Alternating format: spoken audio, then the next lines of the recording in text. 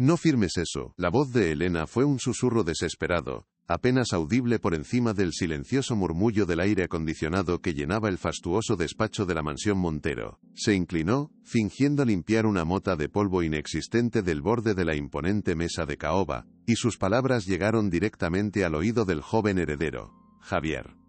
Él se detuvo en seco, con el costoso bolígrafo de oro flotando a milímetros del papel. Un contrato que estaba destinado a redibujar el futuro de todo el imperio familiar.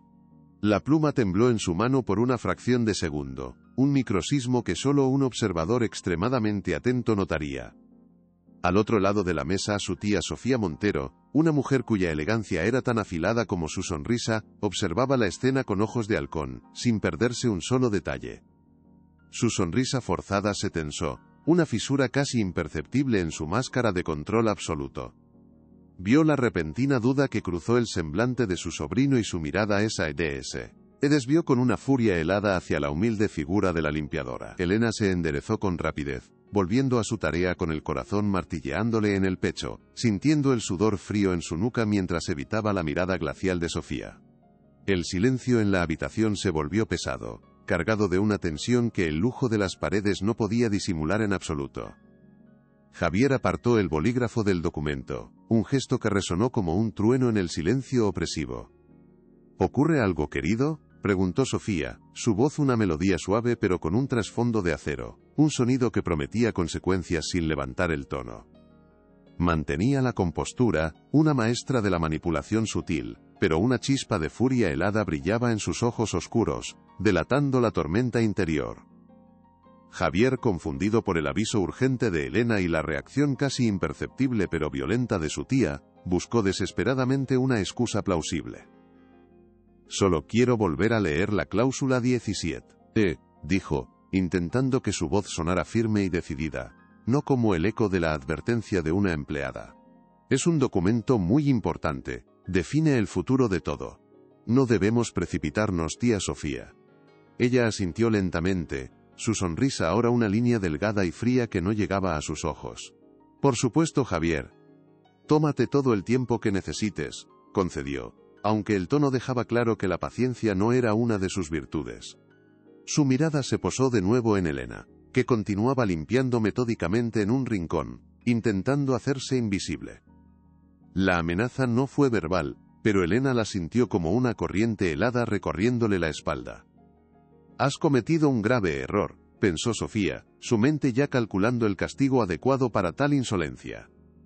La tensión era asfixiante, un preludio de la tormenta que Elena acababa de desatar con 3 palabras. Si te gusta este tipo de contenido, no te olvides de suscribirte a nuestro canal. Publicamos videos todos los días y dale like al video si te gusta esta historia, y déjanos en los comentarios contándonos de dónde eres y a qué hora nos escuchas. Con la excusa de Javier sobre la mesa, la reunión se disolvió en una atmósfera de cortesía forzada y sospechas no expresadas. Sofía acompañó a los abogados hasta la puerta del despacho. Sus movimientos fluidos y elegantes desmentían la tormenta que se gestaba en su interior. Elena aprovechó la distracción para escabullirse del lugar, sintiendo la mirada de Sofía clavada en su nuca incluso de espaldas, una sensación física, como si 2 agujas de hielo la estuvieran perforando. Había trabajado en esa mansión durante 30 años, siempre una sombra silenciosa, una parte del mobiliario que no hablaba ni opinaba. Pero hoy, algo se había revelado dentro de ella. Al ver la inocencia en los ojos de Javier, la misma que recordaba de cuando era un niño, no pudo callar. Ahora, mientras recogía sus utensilios de limpieza en el pequeño cuarto del servicio, el miedo se mezclaba con una extraña sensación de rectitud. ¿Había hecho lo correcto, o acababa de firmar su propia sentencia de despido y ruina? Mientras tanto, Sofía cerró la pesada puerta del despacho y la máscara de control se desvaneció, revelando un rostro contraído por una furia fría y calculadora. Esa mujer. Esa insignificante limpiadora. Pensó con un desprecio profundo. Había dedicado años a tejer su red, y una simple sirvienta lo había puesto todo en riesgo con un simple susurro. Al final de su jornada, Elena recorrió los largos y silenciosos pasillos de la mansión que ahora se sentían como el corredor de una prisión. Cada retrato de un antepasado Montero, con sus miradas severas y sus ropas opulentas, parecía juzgarla por su audacia, por haber roto el orden establecido. El lujo que la rodeaba, los jarrones de porcelana, las alfombras persas, ahora se sentía opresivo, amenazante, como si cada objeto fuera un espía de Sofía. Se sentía como una intrusa que había roto el código no escrito de sumisión y silencio. Su mayor deseo de una vida tranquila y sin sobresaltos para su vejez, ahora parecía una fantasía lejana e inalcanzable. Al pasar por la puerta del despacho, se estremeció, sintiendo la hostilidad emanando de la madera cerrada, como si la ira de Sofía tuviera una presencia física, que la había impulsado a hablar. Fue un instinto, una necesidad visceral de proteger al joven Javier, a quien había visto dar sus primeros pasos, y a su abuelo don Fernando, un hombre de rara bondad, en un nido de víboras. Como cada tarde, su última tarea era ordenar la habitación del patriarca. Lo encontró en su sillón junto a la ventana, con la mirada perdida en el crepúsculo. La paz de la escena contrastaba brutalmente con la tormenta que sabía que se avecinaba. Pero ¿qué más podría hacer? Elena, querida, dijo don Fernando con voz temblorosa pero clara, girando su cabeza lentamente hacia ella. ¿Estás bien? Te noto preocupada. Tienes una sombra en los ojos. Su percepción, a pesar de la niebla que a veces nublaba su mente, seguía siendo aguda, capaz de leer las emociones que otros ignoraban. Elena forzó una sonrisa, tratando de ocultar la tormenta que se desataba en su interior. No es nada, don Fernando. Solo un día un poco más largo de lo habitual, respondió ella, su voz más suave de lo que pretendía, casi un susurro. Se acercó para arreglar la manta de cachemira sobre sus rodillas, un gesto de cuidado que iba más allá de sus obligaciones, un acto de afecto genuino. Mi memoria ya no es la que era, pero sé que algo no está bien en esta casa, confesó el anciano en un murmullo, sus ojos buscando en los de Elena una confirmación que ella no se atrevía a dar. Hay susurros en los pasillos que se callan cuando entro. El miedo y la lealtad luchaban dentro de ella, dejándola sin palabras. Intentó cambiar de tema, pero la melancolía persistía. Solo quiero que mi familia sea feliz, pero hay sombras, murmuró él, su voz apagándose. Elena asintió en silencio, su corazón encogido. Esas sombras tenían un nombre: Sofía. Algo estaba a punto de romperse. Comenzó a ordenar la habitación, ahuecando los cojines del sillón con una energía casi frenética, un intento de mantener sus manos ocupadas para no traicionar su nerviosismo. Sus manos se movían con la eficiencia de 30 años de práctica, pero su mente estaba en un caos. Fue entonces cuando sus dedos tropezaron con algo duro y frío, escondido profundamente bajo uno de los pesados cojines de terciopelo. La curiosidad venció a la prudencia. Con cuidado, introdujo la mano en el hueco y sacó el objeto, sintiendo su forma intrincada. Era el antiguo y exquisito broche de plata y zafiros, con un diseño floral tan delicado que parecía obra de un orfebre de leyenda. La pieza brillaba débilmente bajo la luz de la lámpara, su belleza en marcado contraste con el ambiente sombrío de la habitación. Elena lo sostuvo en la palma de su mano, sintiendo su peso y su historia. No era una joya cualquiera, emanaba un aura de importancia, de secretos guardados durante generaciones. De repente, una pregunta insistente comenzó a formarse en su mente, desplazando al miedo. ¿Por qué estaría escondido de esa manera, en un lugar tan insospechado? En la mansión Montero, nada sucedía por casualidad. Cada objeto era una pieza en un tablero de ajedrez, y ella acababa de encontrar una muy importante. La visión de la joya en la mano de Elena pareció despertar algo en la memoria de don Fernando. Sus ojos, antes nublados por la confusión, se aclararon con un destello de doloroso reconocimiento. «Ah, eso», susurró, extendiendo una mano temblorosa, sus nudillos blancos por el esfuerzo. «Pertenecía a mi difunta esposa, a tu señora Matilde. Pensé que se había perdido para siempre, el día de su muerte». Una lágrima solitaria rodó por su mejilla arrugada y se perdió en el cuello de su camisa. El objeto no era solo una joya. Era un relicario de recuerdos, un ancla a un pasado más feliz que Sofía, con su eficiencia cruel, se esforzaba por borrar de la memoria colectiva de la casa. Debería guardarlo en un lugar seguro, don Fernando, sugirió Elena con suavidad. Pero el anciano negó con la cabeza, una expresión de desconfianza y miedo cruzando su rostro. No, en la caja fuerte no. dijo con una firmeza que la sorprendió. Mi hija tiene la combinación. Guárdalo tú, Elena. Por favor. Aquí, en esta casa, ya no confío en nadie más. Esas palabras fueron una confesión devastadora, una carga inmensa sobre los hombros de Elena. Confiarle la reliquia más preciada de su esposa revelaba la profundidad de la traición que sentía. Lo cuidaré como si fuera mío, prometió ella. Esa noche, en la modestia de su pequeño apartamento, un mundo aparte del lujo asfixiante de la mansión Montero, Elena no encontró descanso. Daba vueltas en la cama, la oscuridad de la habitación tan densa como las preocupaciones que abarrotaban su mente. El susurro en el despacho, la ira helada en los ojos de Sofía, la tristeza desolada en la mirada de don Fernando, y sobre todo, el peso del objeto que ahora descansaba en el cajón de su mesita de noche. Todo se arremolinaba en un torbellino de ansiedad y duda. ¿He hecho lo correcto?, se preguntó una y otra vez, la pregunta rebotando contra las paredes de su conciencia. Proteger a Javier y a don Fernando parecía lo justo, lo único humano que podía hacer.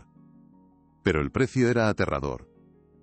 Podía perder su trabajo, su único medio de vida, el sustento que le permitía ayudar a su nieta con sus estudios.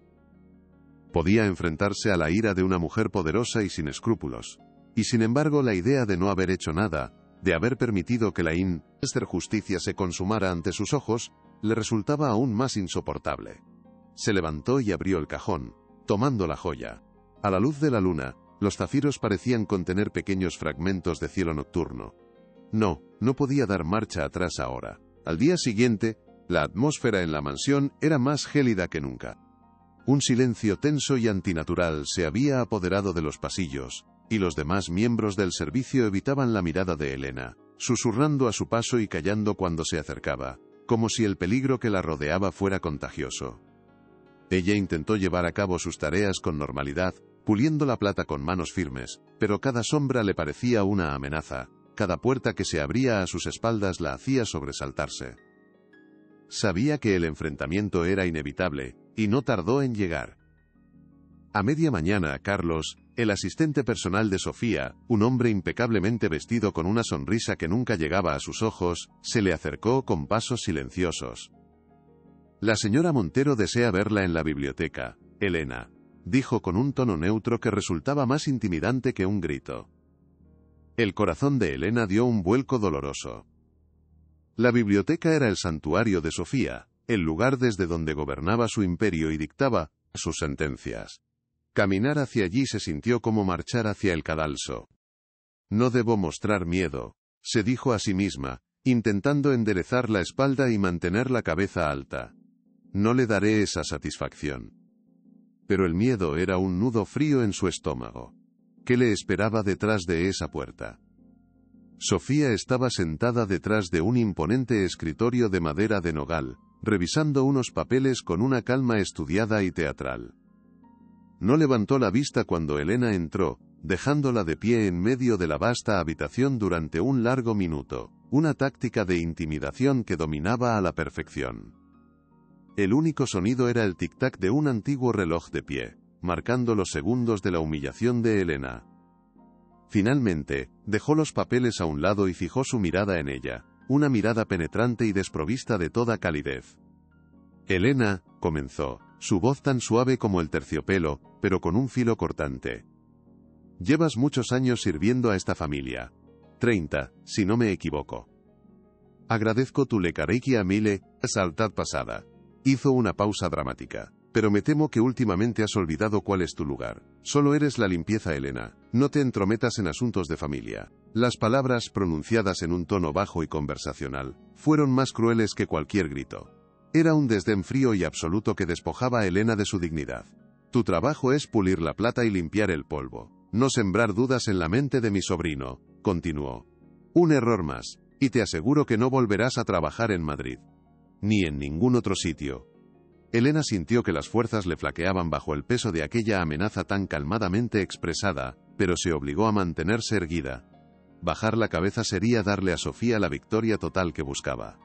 Lo siento, señora, logró susurrar, su voz apenas un hilo, casi rota por la tensión. Le aseguro que no volverá a ocurrir. Era una mentira, y ambas mujeres en esa habitación lo sabían perfectamente. Algo fundamental había cambiado en Elena. La humillación, en lugar de someterla, había encendido una chispa de rebeldía en su interior. No me callarás, pensó con una ferocidad que la sorprendió a sí misma, una fuerza que no sabía que poseía. No dejaré que le hagas a don Fernando lo que le estás haciendo. Era una promesa silenciosa, un pacto hecho consigo misma en el corazón del territorio enemigo. Sofía, satisfecha por la aparente sumisión de Elena, la despidió con un gesto displicente de la mano. Ahora, retírate, tengo asuntos importantes que atender. Elena dio media vuelta y salió de la biblioteca, cerrando la puerta suavemente tras de sí. Una vez en el pasillo, se apoyó contra la pared, respirando hondo para calmar el temblor de su cuerpo. El enfrentamiento había terminado, pero la guerra acababa de empezar. Apenas Elena hubo cerrado la puerta, Sofía cogió el teléfono de su escritorio. Marcó un número de memoria, su expresión endureciéndose hasta convertirse en una máscara de granito. «Carlos», dijo sin preámbulos. «Quiero que vigiles cada movimiento de Javier, cada llamada que hace, cada correo electrónico que envía, cada visita que recibe o realiza. No puede hablar con nadie, absolutamente nadie, sin que yo lo sepa». Hizo una pausa, su voz bajando a un siseo peligroso que prometía violencia. «Y también quiero que vigiles a la sirvienta, a Elena. Quiero saber dónde va, con quién habla, qué compra, qué hace en su tiempo libre. No me fío de ella. Creo que es más lista de lo que parece». En el otro extremo de la línea, Carlos asintió en silencio. «Considere lo hecho, señora Montero. Tendrá un informe detallado cada noche». Sofía colgó sin despedirse. La red de vigilancia se estaba cerrando. Había subestimado a la limpiadora, un error que no volvería a cometer. Mientras tanto, Elena era consciente del peligro. Sentía los ojos de Carlos siguiéndola, notaba cómo los otros empleados la evitaban. Se había convertido en una paria en su propio lugar de trabajo. Pero el miedo se veía eclipsado por una creciente sensación de urgencia. Necesitaba una prueba, pero ¿cómo podría encontrarla? Mientras tanto, en su propio despacho, lejos de la atenta mirada de su tía, Javier no podía quitarse de la cabeza las palabras de Elena, ni la tensión que había llenado la habitación. ¿Por qué una mujer tan leal y discreta arriesgaría su trabajo de 30 años por un impulso momentáneo? Movido por esa duda persistente, desplegó de nuevo el voluminoso contrato sobre su mesa. Esta vez, lo examinó con una atención minuciosa, casi forense, ignorando las secciones que los abogados le habían señalado y centrándose en la letra pequeña. Pasó horas revisando cada cláusula, cada anexo. Al principio, todo parecía en orden, pero entonces, en la página 42, encontró algo. Una cláusula secundaria, hábilmente enterrada entre párrafos de jerga legal, que otorgaba a Sofía un poder notarial irrevocable sobre la gestión de un fideicomiso. Un fideicomiso que, según recordaba vagamente, había sido creado específicamente para garantizar los cuidados médicos y el bienestar de don Fernando en su vejez. «Pero esto no tiene sentido», murmuró para sí mismo, frunciendo el ceño. La cláusula, en la práctica, le daba a Sofía control total sobre el patrimonio de su abuelo. La semilla de la duda que Elena había plantado comenzaba a germinar con una fuerza imparable. Impulsado por su inquietante descubrimiento, Javier decidió que debía hablar con su abuelo de inmediato. Necesitaba aclarar el propósito de ese fideicomiso, entender si don Fernando era consciente de los poderes casi absolutos que se le estaban cediendo a Sofía con su firma. Se levantó y se dirigió a las dependencias del anciano, situadas en el ala oeste de la mansión. Sin embargo, al llegar al pasillo que conducía a la habitación, se encontró con un obstáculo inesperado y humano. Carlos, el asistente de Sofía, estaba de pie junto a la puerta, con la postura rígida de un guardia. «Señor Javier», dijo Carlos con su habitual cortesía artificial, una sonrisa vacía en su rostro. «Me temo que don Fernando está descansando desde este momento. La señora Montero ha dado órdenes estrictas de que no sea molestado para asegurar su tranquilidad». La excusa era plausible, pero el momento era demasiado conveniente para ser una coincidencia. La frustración comenzó a hervir en Javier. «Soy su nieto, Carlos. Solo quiero verlo un momento», insistió. Carlos, sin moverse un centímetro, bloqueó su camino con su cuerpo. «Lo siento mucho, señor Javier. Pero las órdenes son las órdenes». Su propio abuelo se había convertido en un prisionero en su casa, y él no podía hacer nada. Javier se retiró, sintiendo una mezcla de impotencia y rabia que nunca antes había experimentado. Era el futuro director del Imperio Montero y, sin embargo, no podía ni siquiera visitar a su propio abuelo en su habitación. Sofía lo estaba tratando como a un niño, manejando los hilos con una autoridad que él nunca le había otorgado y que ahora se sentía tiránica. Volvió a su despacho y cerró la puerta con más fuerza de la necesaria. El sonido retumbando en el silencio. ¿Qué estaba pasando realmente en esa casa? La advertencia de Elena, la extraña cláusula en el contrato, el repentino y sospechoso aislamiento de don Fernando. Las piezas de un rompecabezas siniestro comenzaban a encajar, pero la imagen final seguía siendo borrosa y aterradora. Tengo que encontrar la manera de hablar con él, se dijo a sí mismo, paseando por la habitación como un animal enjaulado. Tengo que saber si es consciente de lo que está firmando en su nombre. La confianza que siempre había tenido en su tía, la mujer que lo había criado tras la muerte de sus padres, empezaba a resquebrajarse peligrosamente. Por primera vez, Javier miraba el rostro sonriente de Sofía en las fotografías familiares, y veía a una extraña, una desconocida con intenciones oscuras. Esa misma noche, mientras realizaba su última ronda de limpieza, Elena se encontró de nuevo en la biblioteca. La habitación estaba en penumbra, solo iluminada por la luz de una pequeña lámpara sobre el escritorio de Sofía. Mientras vaciaba la papelera, algo llamó su atención. Un pequeño trozo de papel rasgado que había quedado enganchado en el fondo, probablemente pasado por alto por Sofía en su prisa por destruir pruebas. Normalmente no le habría dado importancia, pero su instinto, ahora afilado por el peligro, le dijo que lo mirara. Lo sacó con cuidado, sus manos temblando ligeramente. Era un fragmento de lo que parecía ser un extracto bancario falso encontrado por Javier. La mayoría de las palabras eran ininteligibles, pero una cifra destacaba claramente: un traspaso de una cantidad desorbitada de dinero a una cuenta en el extranjero. El nombre del beneficiario estaba rasgado, pero las cifras por sí solas eran alarmantes. Esto no puede ser correcto, pensó, su corazón comenzando a latir más rápido. Un tambor en el silencio de la biblioteca. Sin pensarlo dos veces, dobló el pequeño trozo de papel y se lo guardó en el bolsillo de su uniforme. Era solo un fragmento, una pista minúscula, pero era algo. Y era algo que Sofía había querido destruir. Con el trozo de papel quemándole en el bolsillo, Elena terminó su trabajo con una sensación de pánico controlado. Cada crujido del suelo de madera, cada sombra que se movía en su visión periférica, la hacía estremecerse y mirar por encima del hombro. La mansión, que durante 30 años había sido su segundo hogar, un lugar de rutina y seguridad, se había transformado en un laberinto de peligros y amenazas veladas. Se sentía como una espía en una película, un papel para el que no estaba preparada en absoluto. ¿Qué estoy haciendo?, pensó mientras caminaba a toda prisa hacia la salida de servicio, manteniendo la cabeza gacha. Esto es una locura. Debería tirar este papel y olvidarme de todo antes de que sea demasiado tarde. Pero la imagen de don Fernando, frágil y confiado, con sus ojos suplicantes, volvió a su mente. Y la imagen de Javier, a punto de firmar su futuro en manos de una mujer sin escrúpulos. No podía abandonar ahora. Esta nueva evidencia, por pequeña que fuera, reforzaba su convicción de que algo muy oscuro estaba sucediendo. Tenía que ser más inteligente, más cuidadosa. Sofía y su asistente la vigilaban. Un solo paso en falso y estaría perdida para siempre, sin que nadie la ayudara. Ya en la seguridad de su apartamento, Elena sacó los dos únicos objetos que la conectaban con la peligrosa intriga de la mansión Montero: el trozo de extracto bancario y la joya que don Fernando le había confiado. Colocó ambos sobre su modesta mesa de cocina. Parecían fuera de lugar en un entorno tan humilde, como tesoros de un naufragio.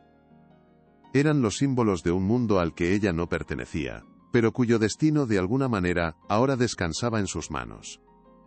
Cogió el pesado objeto de plata y zafiros, sintiendo de nuevo su extraña energía, su frío metálico.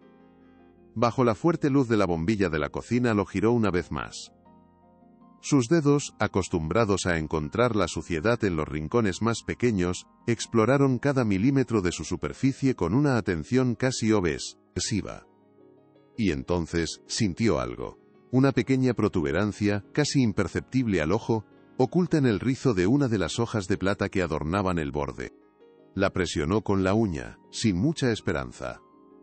Y con un suave y casi inaudible clic, una diminuta sección en la parte trasera de el broche se abrió, revelando un compartimento secreto. Contuvo la respiración, su corazón dando un vuelco doloroso. Con los dedos temblando de expectación, inclinó la pieza y del pequeño hueco cayó un objeto minúsculo, no más grande que una lenteja, envuelto en un material oscuro. Lo recogió con cuidado de la superficie de madera de la mesa. Era un rollo de película fotográfica increíblemente pequeño y apretado, lo que en las viejas novelas de espías se conocía como un microfilm. El corazón le latía con fuerza en los oídos. ¿Qué contenía? ¿Secretos de amor de un matrimonio pasado? ¿O algo mucho más importante y peligroso? Una sensación de urgencia abrumadora se apoderó de ella. Esto no era una coincide. NCIA. El susurro en el despacho, la joya escondida por don Fernando, el compartimento secreto, el microfilm. Todo estaba conectado, como los hilos de una telaraña que por fin empezaba a ver. Sentía que estaba al borde de un descubrimiento que podría cambiarlo todo, que podría confirmar sus peores sospechas y proporcionar la prueba irrefutable que tanto necesitaba para salvar a Javier y a su abuelo. Pero también se dio cuenta de la magnitud del peligro. Lo que sea que estuviera en ese microfilm, era algo por lo que la gente podría estar dispuesta a matar. El camino que se abría ante ella era aterrador y solitario. Ya no había vuelta atrás. No podía rendirse. La primera tarea de Elena era conseguir que alguien revelara el secreto del microfilm, una misión que la sumía en una profunda ansiedad. No conocía a nadie en su círculo que pudiera manejar algo tan delicado y anticuado, un vestigio de una era de espionaje que solo había visto en películas. Su mente se aceleró, buscando desesperadamente una solución entre sus limitados conocidos, que en su mayoría eran mujeres como ella, trabajadoras, honestas y completamente ajenas al sombrío mundo de la tecnología y los secretos ocultos. Pedir ayuda a un extraño era una opción impensable. El riesgo de que la valiosa información cayera en las manos equivocadas, o peor aún, que llegara a oídos de la vigilante Sofía, era una posibilidad que la paralizaba de terror. La paranoia se había convertido en su compañera inseparable, una sombra oscura que la seguía a todas partes. Tengo que pensar con claridad, no puedo cometer errores, se dijo a sí misma, su voz apenas un susurro tembloroso en la quietud de Love, a madrugada. Un solo error ahora y todo estará perdido. Don Fernando confió en mí y no puedo fallarle. De repente, la solución llegó como un destello de luz. Su nieta, Sara, era joven, inteligente, discreta, y estudiaba diseño gráfico. Podía confiar en ella. Era su única esperanza. Abuela, ¿estás bien? ¿Ha pasado algo?, preguntó Sara con la voz todavía cargada de sueño, pero con una preocupación inmediata que conmovió profundamente a Elena. La joven, a pesar de la distancia y la mala calidad de la línea telefónica, podía percibir la tensión palpable en el silencio de su abuela. Elena respiró hondo, luchando por encontrar la calma, intentando que su voz sonara lo más serena posible, aunque sentía que su corazón desbocado iba a salirse violentamente de su pecho. Estoy bien, mi niña, pero necesito un favor muy grande. Es algo bastante complicado y necesito que seas extremadamente discreta, explicó Elena, eligiendo sus palabras con un cuidado exquisito. Le contó una versión cuidadosamente editada de la historia, omitiendo los nombres de los Montero y los detalles más peligrosos, presentándolo todo como un simple favor para un viejo amigo. Sara escuchó en un silencio absoluto desde su pequeño apartamento de estudiante, su mente aguda procesando la extrañísima petición. Un microfilm, abuela, eso es de la época de las películas de espías. ¿Estás completamente segura de lo que me pides?, preguntó, con una nota de incredulidad mezclada con una creciente curiosidad. Su abuela nunca la había llamado por algo así. Esto era muy serio.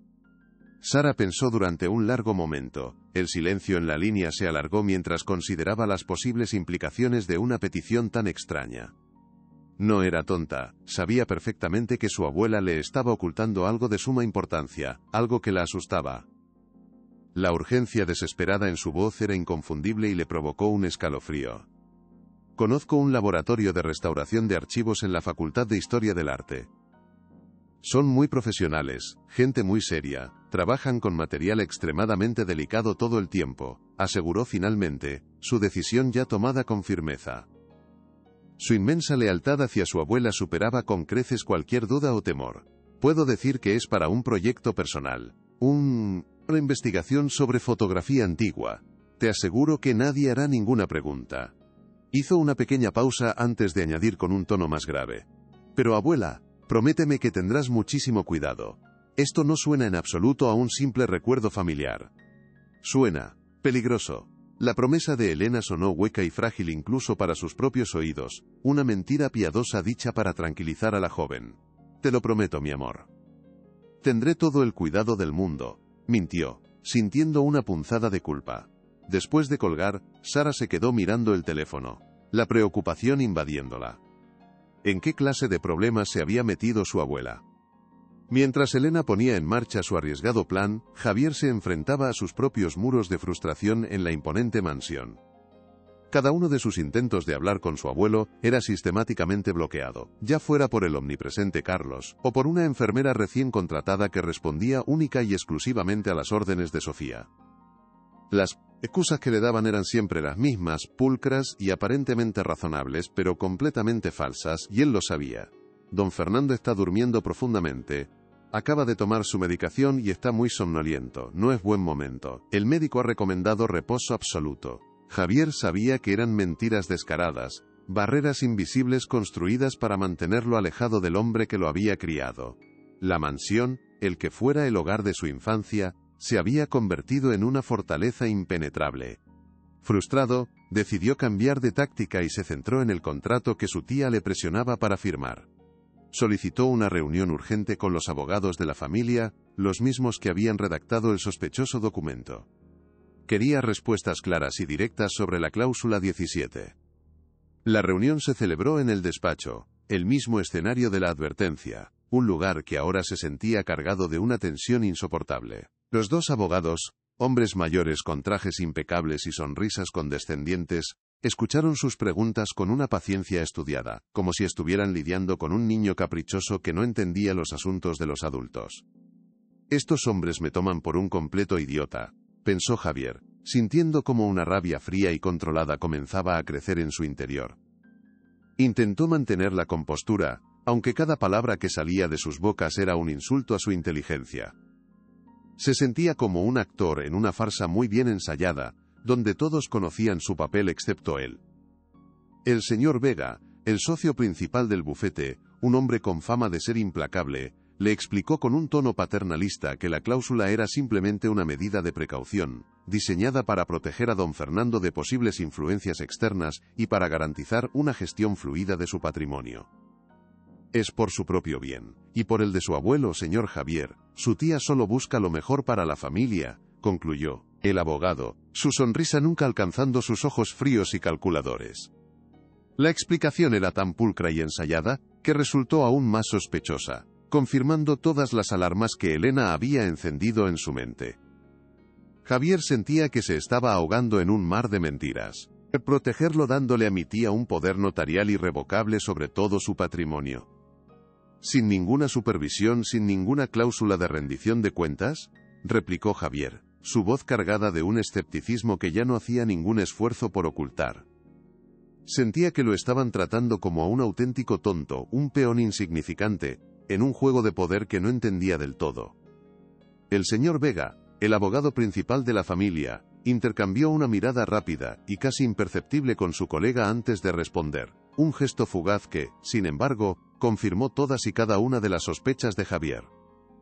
Su tía, la señora Montero, ha gestionado los asuntos de la familia con una habilidad impecable durante años, señor Javier. Es, sin duda alguna, la persona más capacitada para velar por los intereses de su abuelo. La cláusula es una mera formalidad, una simple muestra de confianza entre padre e hija, insistió el abogado, su tono volviéndose un poco más firme. Javier se dio cuenta en ese instante de que no iba a sacar absolutamente nada de ellos. Eran leales a Sofía, parte de su intrincada red de poder. Discutir con ellos era completamente inútil. Entiendo perfectamente, dijo finalmente levantándose de su silla. Les agradezco su tiempo. La frialdad cortante de su tono no pasó desapercibida para los dos abogados, cuyas sonrisas condescendientes finalmente flaquearon por un instante. Al salir del despacho, con el sabor amargo de la impotencia en la boca, se cruzó con Carlos en el pasillo. El asistente personal de su tía le dedicó una de sus sonrisas vacías y ensayadas, una máscara de servilismo que apenas lograba ocultar su verdadera y única lealtad. «Espero que la reunión haya sido productiva y haya aclarado todas sus dudas, señor Javier», comentó Carlos con una amabilidad empalagosa que a Javier le revolvió el estómago.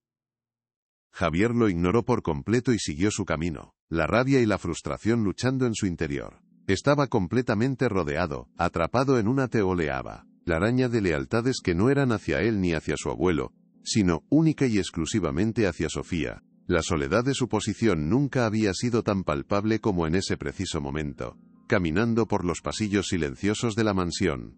Cada retrato familiar colgado en las paredes parecía mirarlo con una muda acusación. Se sentía como un fantasma en su propia vida, observando cómo todo lo que amaba se desmoronaba sin que pudiera hacer nada. ¿Cómo podría enfrentarse a una red tan poderosa? Tengo que encontrar otra manera de llegar a la verdad, pensó, su mente acelerada buscando una salida a ese laberinto de engaños. No puedo luchar contra ellos en su terreno, con sus reglas y sus abogados comprados. Necesito pruebas irrefutables, algo que no puedan negar ni enterrar con su palabrería legal. Se encerró en el ala de la casa que ocupaba, sintiéndose como un exiliado en su propio reino.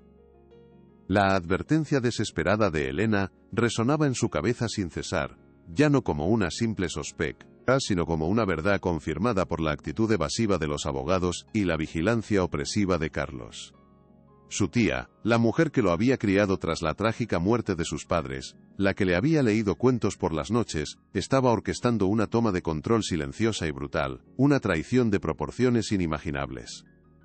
La idea era tan monstruosa, tan contraria a todos sus recuerdos, que una parte de él todavía se resistía a creerla. Pero la evidencia estaba ahí, en las evasivas, en las sonrisas falsas, en las puertas cerradas que le impedían ver a su propio abuelo. El profundo amor que una vez sintió por ella, se estaba transformando en algo frío y duro, una mezcla de dolor agudo y una determinación gélida que lo sorprendía. Al día siguiente, Elena se encontró con Sara en un pequeño y discreto café. Un lugar anónimo y acogedor lejos de las zonas que solía frecuentar la opulenta familia Montero. El local era modesto, con el reconfortante aroma a café recién hecho y el suave murmullo de conversaciones tranquilas. Con una mano que temblaba ligeramente, Elena le entregó el pequeño microfilm a su nieta, envolviéndolo cuidadosamente en una servilleta como si fuera un objeto peligroso que podría explotar en cualquier momento. «Ten mucho cuidado, Sara. Por favor, te lo suplico», susurró, sus ojos suplicantes fijos en los de la joven. Sara cogió el pequeño objeto con una solemnidad que tranquilizó a Elena, demostrando que comprendía perfectamente el enorme peso de la confianza que su abuela estaba depositando en ella. «No te preocupes en absoluto, abuela. Lo trataré como si fuera el secreto de estado más importante del mundo», prometió con una sonrisa tranquilizadora. «Te llamaré en cuanto sepa algo. Podría tardar un par de días en conseguirlo. Sé paciente y por favor no hagas nada imprudente». Mientras Sara se marchaba mezclándose con la gente anónima de la calle, Elena sintió una abrumadora mezcla de terror y esperanza. Había puesto su destino, y el de la familia Montero, en manos de su nieta. Volver a la mansión ese día fue un auténtico suplicio. Una prueba de fuego para sus nervios destrozados. Cada mirada de Carlos, cada susurro apenas audible de los otros empleados, se sentía como una acusación directa, como si todos supieran su secreto. Se preguntó con angustia si su nerviosismo era evidente, si su rostro la traicionaba a cada instante. Se concentró en su trabajo con una intensidad casi febril, en el ritmo monótono y repetitivo de limpiar y pulir los muebles, encontrando un extraño y precario consuelo en la rutina familiar que había sido su vida durante 30 años. Pero su mente estaba a kilómetros de distancia, en un oscuro laboratorio universitario, esperando con el corazón en un puño a que un secreto de décadas saliera finalmente a la luz. Mientras limpiaba el despacho de don Fernando, se detuvo un momento frente a su imponente sillón de cuero, ahora vacío y silencioso. Recordó con una claridad dolorosa la expresión de profundo dolor en el rostro del anciano cuando le confió su secreto más oscuro. Aguanta un poco más, Fernando, susurró al aire viciado del despacho. Estoy haciendo todo lo que puedo. Te prometo que pronto todo esto terminará. Una extraña sensación de premonición la invadió, la certeza de que los acontecimientos que había puesto en marcha eran irreversibles. Javier, por su parte, sumido en la más profunda desesperación, decidió investigar las finanzas de la empresa por su cuenta. Como futuro heredero y miembro del consejo, tenía acceso a ciertos documentos, aunque sabía que Sofía controlaría con mano de hierro los más importantes y comprometedores. Pasó la noche en vela en su despacho, rodeado de imponentes torres de carpetas y con la luz fría de la pantalla del ordenador brillando en la oscuridad. Revisó balances, informes anuales y transferencias de los últimos 5 años con una meticulosidad febril. Buscaba algo, cualquier cosa que pareciera fuera de lugar, una pequeña grieta en la fachada de perfección que su tía había construido con tanto esmero. Al principio, todo parecía impecable.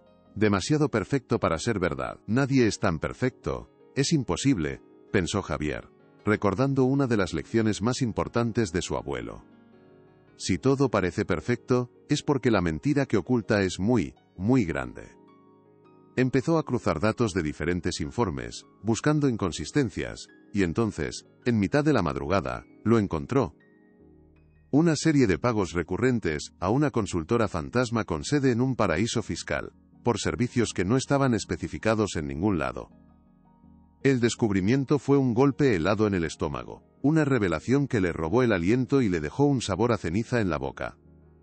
Ver la firma elegante y familiar de su tía en esos documentos, una y otra vez, autorizando transferencias millonarias, era como recibir una bofetada en pleno rostro. La traición ya no era una simple sospecha, una paranoia alimentada por una empleada asustada. Ahora tenía forma, tenía cifras astronómicas, tenía un destino claro en un paraíso fiscal. Su tía, la mujer que se presentaba ante el mundo como la guardiana desinteresada del legado familiar, estaba al parecer desviando enormes sumas de dinero a espaldas de todos, incluido su propio padre. La revelación fue una traición que dolía más de lo que jamás hubiera imaginado. Se recostó en su silla sintiendo el peso de la noche y de la terrible verdad sobre sus hombros. La imagen de su tía sonriendo cálidamente en las fotos familiares se superpuso con la firma fría y calculada en los documentos de transferencia. ¿Quién era realmente esa mujer? ¿Cuánto tiempo llevaba haciendo esto? ¿Y para qué? El dinero no parecía ser el único motivo. Esto se sentía como algo más personal, una lenta y metódica demolición de todo lo que su abuelo había construido. La oportunidad perfecta para la humillación pública de Elena llegó una semana después. Un movimiento calculado y cruel por parte de una Sofía que se sentía acorralada. Había organizado una cena familiar en la mansión, un evento aparentemente informal para celebrar un aniversario importante de la empresa. Asistieron primos, tíos y algunos socios comerciales cercanos, creando una atmósfera de lujo y cordialidad forzada. Javier estaba presente, sintiéndose más aislado y solo que nunca, observando a su tía moverse por el salón con la gracia letal de una depredadora. Elena estaba trabajando esa noche, ayudando al personal de servicio, su corazón latiendo con fuerza cada vez que se cruzaba con la mirada helada de Sofía. Durante un momento, mientras recogía unas copas vacías, escuchó a su tía mencionar un nombre que le heló la sangre: Clínica Bellerive. Era una exclusiva y lujosa residencia para ancianos en Suiza, conocida por su discreción y sobre todo, por su completo aislamiento. El corazón de Elena se detuvo por un instante. Comprendió de inmediato el plan final de Sofía. Una vez firmado el contrato, enviaría a don Fernando lejos, donde nadie pudiera hablar con él, donde se apagaría lentamente en un exilio dorado. Un pánico desesperado se apoderó de ella, nublando por completo su juicio y su habitual prudencia. Con manos temblorosas y torpes, garabateó una nota rápida en una servilleta de cóctel, con una letra casi ilegible por el miedo. Clínica Bellerive, Suiza. No lo permitas. Las palabras eran un grito de auxilio silencioso, su última y desesperada oportunidad de salvar a don Fernando. Esperó su momento con la respiración contenida, observando a Sofía como un halcón. Cuando su tía se distrajo por un segundo con otro invitado, riendo de un chiste sin ninguna gracia, Elena vio su oportunidad. Se acercó a Javier, fingiendo limpiar una mancha inexistente en la manga de su chaqueta. un gesto familiar que había hecho cientos de veces cuando él era un niño. «Señor Javier», empezó a susurrar, intentando pasarle la servilleta doblada discretamente, de una mano a otra, en un movimiento rápido y furtivo. Pero no fue lo suficientemente rápida, o quizás, Sofía nunca había dejado de vigilarla ni por un solo instante. La voz de su jefa, afilada como un cuchillo de hielo, cortó el aire del salón. «Elena, ¿qué demonios crees que estás haciendo?» El murmullo de las conversaciones se detuvo al instante. Todas las miradas se clavaron en la humilde limpiadora y en el joven heredero. Elena se quedó completamente paralizada, la servilleta todavía en su mano, una prueba ardiente y arrugada de su insubordinación. Su rostro enrojeció de vergüenza, sintiendo el peso de docenas de pares de ojos juzgándola sin piedad, disfrutando del espectáculo. Yo solo», balbuceó, incapaz de encontrar las palabras para defenderse, su mente en blanco por el shock y la humillación. Javier se sintió atrapado, el centro de una atención que no deseaba, sin saber cómo reaccionar.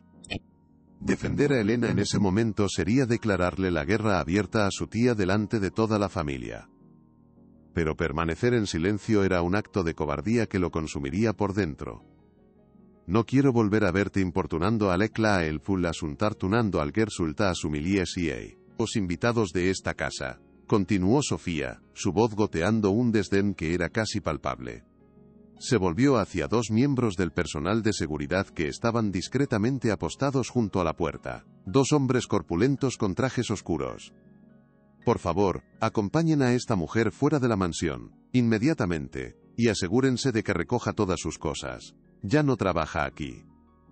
Fue una ejecución pública, rápida y brutal. La humillación fue total y absoluta. Era una demostración de poder, un mensaje no solo para Elena, sino para todos los presentes. Los guardias de seguridad se acercaron a Elena con paso decidido. No la tocaron con brusquedad, pero su mera presencia era una fuerza inamovible que la empujaba hacia la puerta, hacia la fría noche. Uno de ellos le dijo en voz baja, con un atisbo de compasión: «Por aquí, por favor, señora». Elena, con lágrimas de humillación y rabia quemándole los ojos, se dejó llevar sin oponer resistencia. No miró a Javier. No podía soportar ver la indecisión y la impotencia reflejadas en su rostro. La prueba de que en esa casa él no tenía ningún poder. Mientras la escoltaban por el gran salón, pasando entre los invitados que apartaban la mirada con incomodidad, o la observaban con una curiosidad morbosa, sintió que 30 años de su vida eran borrados en un solo instante. 30 años de servicio leal, de silencio y discreción, terminados con una humillación pública devastadora por atreverse a hacer lo correcto. La pesada puerta principal se cerró tras ella con un sonido sordo y definitivo, dejándola sola en la fría noche de Madrid. Sofía no solo la había despedido, la había despojado de su dignidad, y el dolor era insoportable. Dentro de la mansión, tras unos segundos de silencio incómodo, la cena continuó como si nada hubiera pasado. Sofía, con una sonrisa serena y una calma imperturbable, reanudó su conversación, disculpándose con sus invitados por la desagradable interrupción de una empleada descontenta y claramente desequilibrada. Pero el incidente había dejado una marca indeleble en el ambiente. Javier se quedó en su sitio, pálido y tembloroso, la imagen de Elena siendo escoltada fuera de su casa grabada a fuego en su mente. La crueldad de su tía, tan desnuda y pública, lo había dejado sin aliento. Se sentía como un cobarde, por no haber dicho nada. Pero, ¿qué podría haber hecho? Crear un escándalo aún mayor. Le habría dado a Sofía exactamente lo que quería. Una excusa para declararlo emocionalmente inestable e incapaz de tomar decisiones importantes. La impotencia era un veneno que le quemaba por dentro. Se disculpó de la mesa, alegando una jaqueca repentina, y se encerró en su despacho. La nota de «El valía», que había logrado arrebatarle discretamente en la confusión, estaba ahora sobre su escritorio. Clínica Bellerive, Suiza. Las palabras confirmaban sus peores temores. La humillación de Elena había sido una advertencia para él. O firmaba o su abuelo desaparecería. 2 días después, el teléfono de Elena sonó, sobresaltándola. Era Sara. «Abuela, lo tengo», dijo la joven, su voz una extraña mezcla de excitación y nerviosismo. «He escaneado el microfilm. Te he enviado los archivos a tu correo electrónico. Tienes que verlo ahora mismo. Es increíble. Te juro que no vas a creer lo que hay aquí. Elena, que había pasado los últimos 2 días sumida en un estado de apatía y desesperación tras su humillante despido, sintió una repentina sacudida de adrenalina que la devolvió a la vida. Corrió a la pequeña biblioteca del barrio, el único lugar donde tenía acceso a un ordenador e internet. Con manos temblorosas, introdujo su contraseña y abrió el correo electrónico de Sara. Había varios archivos adjuntos, imágenes escaneadas en alta resolución. Hizo clic en el primero con el corazón en un puño. La imagen que apareció en la pantalla, aunque de grano grueso y claramente antigua, era inequívoca. Era la página de un testamento, el de la difunta esposa de Don Fernando, Matilde. Y debajo, una segunda versión del mismo documento, con una diferencia crucial y devastadora. La firma era una falsificación torpe. Las siguientes imágenes eran aún más condenatorias. Había cartas, extractos bancarios alterados, informes médicos falsificados. La verdad oculta durante décadas, en el corazón de una joya, estaba ahora brillando en una pantalla de ordenador en una biblioteca pública. Elena sintió un vértigo abrumador, una mezcla de triunfo y terror que le revolvió el estómago. Tenía en sus manos la prueba irrefutable de un crimen, de una traición familiar de proporciones épicas que se remontaba a muchos años atrás. Pero con las pruebas en su poder, se enfrentaba a un nuevo y aterrador dilema. ¿Cómo diablos iba a hacérselas llegar a Javier? Ya no podía entrar en la mansión.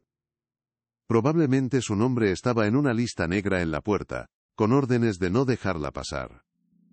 Llamarlo por teléfono era demasiado arriesgado. Estaba segura de que Sofía, en su paranoia, había intervenido todas sus comunicaciones. Necesitaba encontrar una manera de contactarlo directamente, en un lugar seguro, lejos de los oídos y los ojos de Carlos. Tengo que ser más lista que ella. Tengo que pensar como ella, se dijo, la determinación endureciendo sus facciones. Recordó algo que Javier le había contado de niño, una anécdota sobre su lugar favorito en el mundo, el Real Jardín Botánico. Solía ir allí con su abuelo para escapar del ambiente opresivo de la mansión. Era un lugar público, pero con rincones tranquilos. Luego, con sumo cuidado, escribió una nota breve y anónima, usando una caligrafía distorsionada y torpe para que no pudieran reconocer su letra bajo ninguna circunstancia. La nota solo contenía una dirección, una hora y una sola y misteriosa frase: la verdad sobre el testamento de su abuela le espera. Era una apuesta increíblemente arriesgada, lo sabía. Contrató a un servicio de mensajería anónimo para que entregara el sobre en la mansión, dirigido personalmente a Javier, con la ferviente esperanza de que lograra pasar el férreo filtro de Carlos. Cada paso que daba era un peligro, cada decisión podía ser la última. Mientras esperaba, la ansiedad era casi insoportable, un nudo de hielo en su estómago que no la dejaba respirar. ¿Y si el mensajero le daba el sobre a Carlos por error? ¿Y si Javier no entendía el mensaje, o peor aún, lo consideraba una trampa de su tía? Se sentía como una espía aficionada en una película de suspense que nunca había querido protagonizar. Pero la imagen de su despido humillante y el rostro suplicante de don Fernando la impulsaban a seguir adelante, a no rendirse. No podía flaquear ahora, no cuando estaba tan cerca de la verdad. La libertad de un hombre dependía de que ese pequeño sobre llegara a su destino. Javier recibió el sobre anónimo a media tarde. Carlos se lo entregó con una mirada inquisitiva y sospechosa. Pero como no tenía remitente, no pudo detenerlo sin levantar sospechas. Javier lo abrió en la privacidad de su despacho. Su curiosidad mezclada con una creciente sensación de aprensión que le erizó la piel.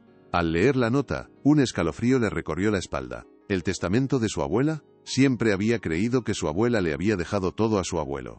Era la historia oficial de la familia. La mención del jardín botánico, su refugio secreto de la infancia, era una señal inequívoca de que quienquiera que hubiera enviado la nota lo conocía muy bien. Solo había 2 personas en el mundo con las que compartía ese recuerdo con tanto detalle: su abuelo y Elena. Y como su abuelo estaba completamente incomunicado, solo podía ser ella. A pesar del inmenso riesgo que suponía, sabía que tenía que ir. La humillación pública que había sufrido Elena por intentar advertirle pesaba sobre su conciencia como una losa de plomo. Le debía al menos escuchar lo que tenía que decir. Miró el reloj. Tenía 2 horas para planear cómo salir de la mansión. Tengo una reunión de última hora con unos inversores fuera de la ciudad, le dijo a Carlos. La tensión en el jardín botánico era casi insoportable. El aire parecía cargado de electricidad. Elena había llegado 1 hora antes de la cita, eligiendo un banco apartado, oculto tras unos rosales antiguos que le ofrecían un precario escondite. Cada vez que alguien pasaba cerca, su corazón daba un vuelco doloroso. Se sentía expuesta, vulnerable. ¿Y si es una trampa?, pensó por un momento, el pánico amenazando con paralizarla. ¿Y si Sofía interceptó la nota y ahora me están esperando a mí para silenciarme para siempre? El miedo era un veneno que le recorría las venas, pero la idea de abandonar, de dejar que Sofía ganara, era aún peor. Se aferró al sobre que contenía las pruebas como si fuera un salvavidas. Vio a Javier entrar por la puerta principal, mirando a su alrededor con una cautela casi exagerada. Sus ojos se encontraron a través del follaje, y Elena sintió una inmensa oleada de alivio. No era una trampa. Se acercó a ella con paso rápido, su rostro una máscara de ansiedad. Comillas, Elena. Gracias a Dios que estás bien, dijo en voz baja. Lo que mi tía te hizo, no tengo palabras para disculparme. Fui un cobarde. Elena negó con la cabeza. No hay tiempo para eso, señor Javier. Tiene que ver esto. Javier abrió el sobre con manos temblorosas. A medida que sus ojos recorrían las copias de los documentos falsificados, su expresión pasó de la confusión al shock más absoluto y finalmente, a una furia fría y contenida que endureció sus facciones. Vio la firma falsificada de su abuela, los informes médicos fraudulentos, las pruebas de una traición que se remontaba a décadas atrás, mucho antes de que él naciera. Todo encajaba de repente, la prisa de Sofía por hacerle firmar, el aislamiento de su abuelo, la crueldad desmedida hacia Elena. Eran los actos de una mujer desesperada por ocultar un crimen monumental. Pero, ¿de dónde ha salido todo esto?, preguntó, su voz apenas un susurro ronco. Elena entonces le contó toda la historia, cómo había encontrado la reliquia de su abuela escondida en el sillón de don Fernando, el compartimento secreto que albergaba el microfilm. La revelación de que la prueba había estado oculta en una pieza familiar durante años, esperando pacientemente a ser descubierta, añadió una capa de tragedia poética a la traición. Era como si el espíritu de su abuela estuviera tratando de advertirles desde el más allá, guiando la mano de Elena hacia la verdad. La lealtad, se dio cuenta Javier, no tenía nada que ver con la sangre. Ahora entiendo todo, dijo Javier, más para sí mismo que para Elena, pasando las páginas una y otra vez como si no pudiera creer lo que sus ojos estaban viendo. La desconfianza de mi abuelo, sus cambios de humor, su insistencia en que yo estuviera más presente, no era la edad, era miedo. Tenía un miedo atroz de su propia hija. La pieza final del macabro rompecabezas encajó en su lugar con un chasquido doloroso. El objeto que Elena había encontrado no era un simple adorno, era un archivo, una cápsula, del tiempo de la verdad, la llave que podía desmantelar todo el imperio de mentiras que Sofía había construido. El peso de la responsabilidad cayó sobre los hombros de Javier con una fuerza abrumadora. Ya no era el joven heredero ingenuo y despreocupado, ahora era el custodio de una verdad devastadora, y el único que podía llevarla ante la justicia. Miró a Elena, esta mujer humilde y valiente que lo había arriesgado todo por lealtad a su familia. Elena, no sé cómo podré pagarle esto algún día, dijo con una sinceridad profunda y conmovida. Pero le juro por la memoria de mi abuela que su sacrificio no será en vano. Sofía pagará por cada mentira, y por lo que le hizo a usted. ¿Qué vamos a hacer ahora?, preguntó Elena, su voz todavía teñida de miedo, pero ahora también con una pequeña chispa de esperanza que comenzaba a brillar en la oscuridad. Javier se tomó un momento para pensar, su mente trabajando a una velocidad vertiginosa. No podemos ir directamente a la policía, mi tía tiene contactos en todas partes. Enterrarían estas pruebas y nos desacreditarían en cuestión de horas, explicó con una lucidez sorprendente. Y no podemos enfrentarnos a ella directamente. Lo negará todo y destruirá cualquier otra prueba que pueda existir en la mansión. Hizo una pausa, mirando a su alrededor, como si temiera que las paredes tuvieran oídos. Necesitamos un escenario donde ella no pueda controlar la narrativa. Un lugar público, donde la verdad, una vez revelada, no pueda ser ocultada ni manipulada. Necesitamos llevar esto a un tribunal. La palabra tribunal hizo que Elena se estremeciera. La idea de enfrentarse a Sofía y a su ejército de abogados caros y despiadados era aterradora. ¿Pero cómo? No tenemos un caso abierto, objetó. Lo crearemos, respondió Javier con una determinación de acero que Elena nunca le había visto. Voy a impugnar la validez de cualquier documento que mi tía haya gestionado. Forzaré una auditoría completa. Javier sabía que Sofía usaría todo su poder para aplastarlos sin piedad. Intentaría pintarlo como un nieto desagradecido y mentalmente inestable, y a Elena como una sirvienta rencorosa y mentirosa. Necesitará un lugar seguro donde quedarse, Elena, dijo Javier, su tono volviéndose protector, casi paternal. Mi tía no se quedará de brazos cruzados. Cuando se entere de que estoy moviendo ficha, usted será su primer objetivo. Tengo un apartamento seguro a nombre de un amigo. Nadie la encontrará allí. Le daré todo lo que necesite para que no le falte de nada. Por primera vez en muchos meses, Elena sintió que no estaba sola en esta lucha. Tenía un aliado poderoso y decidido a su lado. La gratitud la abrumó, pero también un profundo sentido de orgullo por haber hecho lo correcto, a pesar del enorme coste personal. Lo haré, dijo con una firmeza que sorprendió incluso a sí misma. Estaré a su lado, señor Javier, hasta el final. Se despidieron en el jardín, dos conspiradores improbables unidos por una causa justa, mientras el sol de la tarde proyectaba largas sombras a su alrededor, como un presagio de la oscuridad que se cernía sobre ellos. La batalla por el alma de la familia Montero acababa de comenzar. Lo más fuerte está por venir. Quédate hasta el final. En los días siguientes, Javier puso en marcha su plan con una precisión y una frialdad que habrían enorgullecido a su abuelo. Contactó con un prestigioso bufete de abogados independiente, conocido por su tenacidad y por no tener ningún tipo de vínculo con la élite empresarial de Madrid. Les presentó un caso cuidadosamente construido para solicitar una tutela judicial para don Fernando, alegando una posible mala gestión de sus activos y un aislamiento preocupante. No mencionó el microfilm ni las pruebas de falsificación todavía. Esa sería su carta de triunfo, su as en la manga, guardada para el momento oportuno en el juicio. La demanda cayó como una bomba en la mansión Montero. Sofía, que había creído tener la situación completamente bajo control, se vio sorprendida por la audacia de su sobrino. Su reacción inicial fue de furia incrédula, seguida de una determinación helada por aplastar esta rebelión. ¿Cómo se atreve?, siseó para sí misma en la soledad de su lujoso despacho. Ese niño malagradecido. Y todo por culpa de esa maldita limpiadora. La encontraré. Y cuando lo haga, deseará no haber nacido jamás. La guerra había sido declarada oficialmente, y no habría piedad.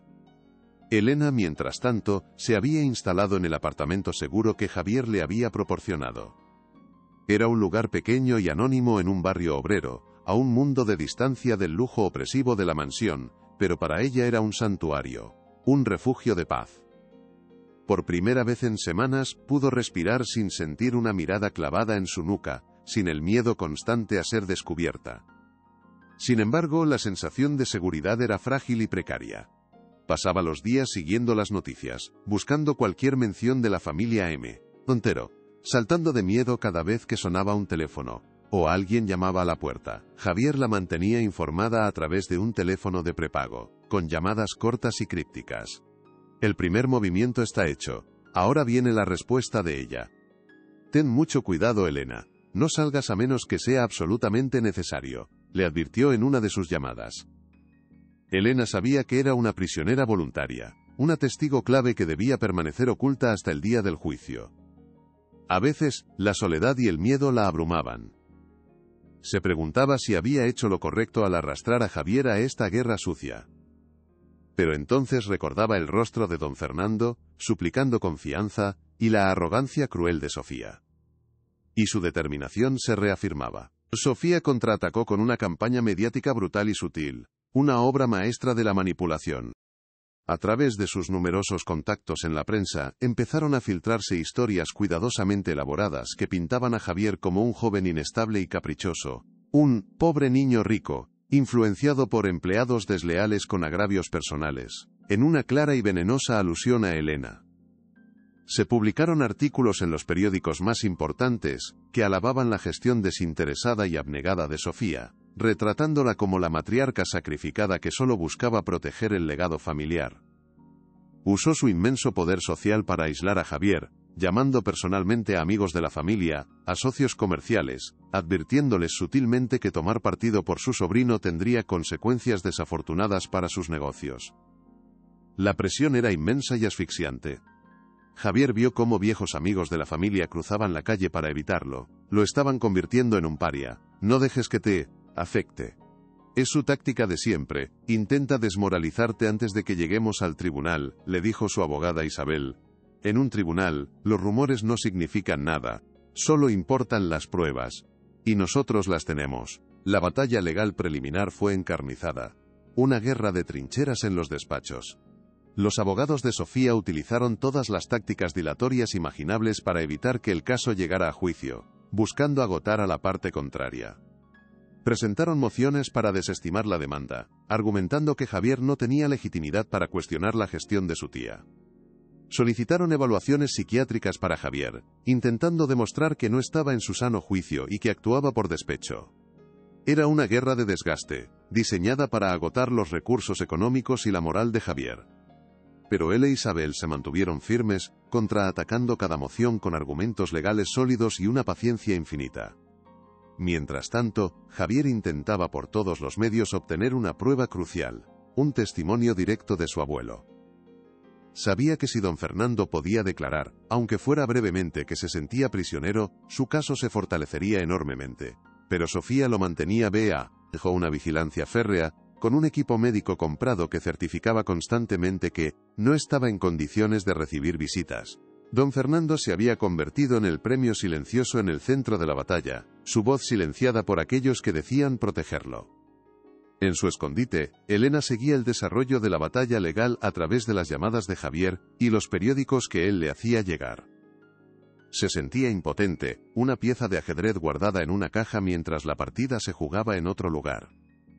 La descripción que hacían de ella en los artículos filtrados por Sofía era la de una caricatura malvada. Una sirvienta intrigante y mentirosa que había envenenado la mente del joven heredero por pura venganza. Cada palabra era una puñalada en su orgullo, una mancha en sus 30 años de servicio impecable. Quería gritar, defenderse, contarle al mundo la verdad que ella conocía. Pero sabía que debía permanecer en silencio, esperar pacientemente su momento. Para mantenerse ocupada y no volverse loca por la ansiedad y el encierro, empezó a escribir. Escribió un diario detallado de sus últimos 30 años en la mansión. Anotó cada acto de bondad de don Fernando, cada gesto de crueldad velada de Sofía, cada detalle que pudiera servir para corroborar su historia en el juicio. No sabía si alguna vez serviría de algo, pero el acto de escribir la ayudaba a ordenar sus pensamientos. Era su propia versión de la verdad, un testimonio que nadie podría arrebatarle jamás. Un día Javier la llamó con una noticia urgente que hizo que su corazón se detuviera. Elena, lo hemos conseguido. La jueza ha desestimado la última moción de Sofía. Ha fijado una fecha para el juicio. Es en 2 semanas. Un silencio cargado de significado se instaló en la línea. 2 semanas.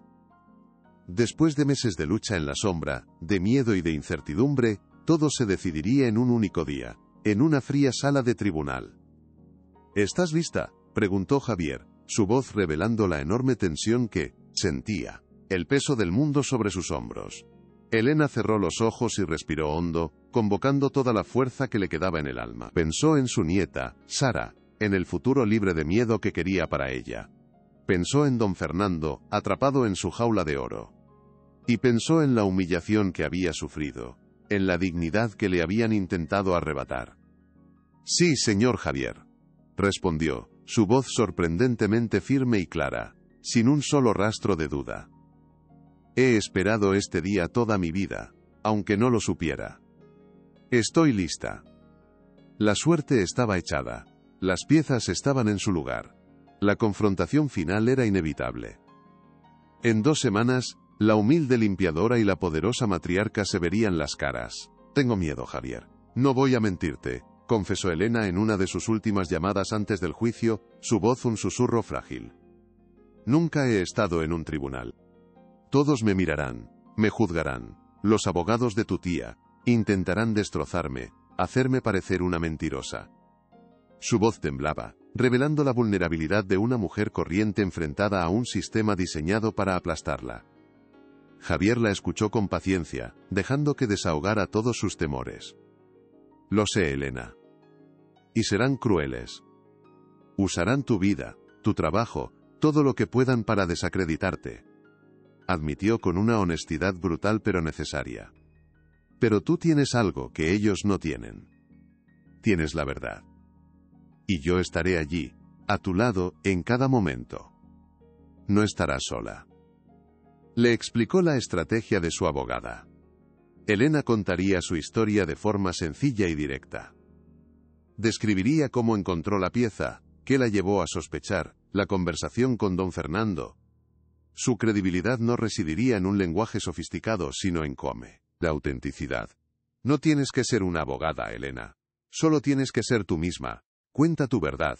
Eso será más que suficiente, la tranquilizó Javier. Sus palabras fueron un bálsamo para el alma aterrorizada de Elena. En la víspera del juicio, Sofía Montero convocó una última reunión con su formidable equipo legal. Estaba sentada a la cabeza de la larga mesa de conferencias de su despacho, su rostro una máscara de calma impasible, aunque sus ojos brillaban con una intensidad febril. Mañana, quiero que la aniquilen, dijo, su voz un susurro helado que no admitía réplica.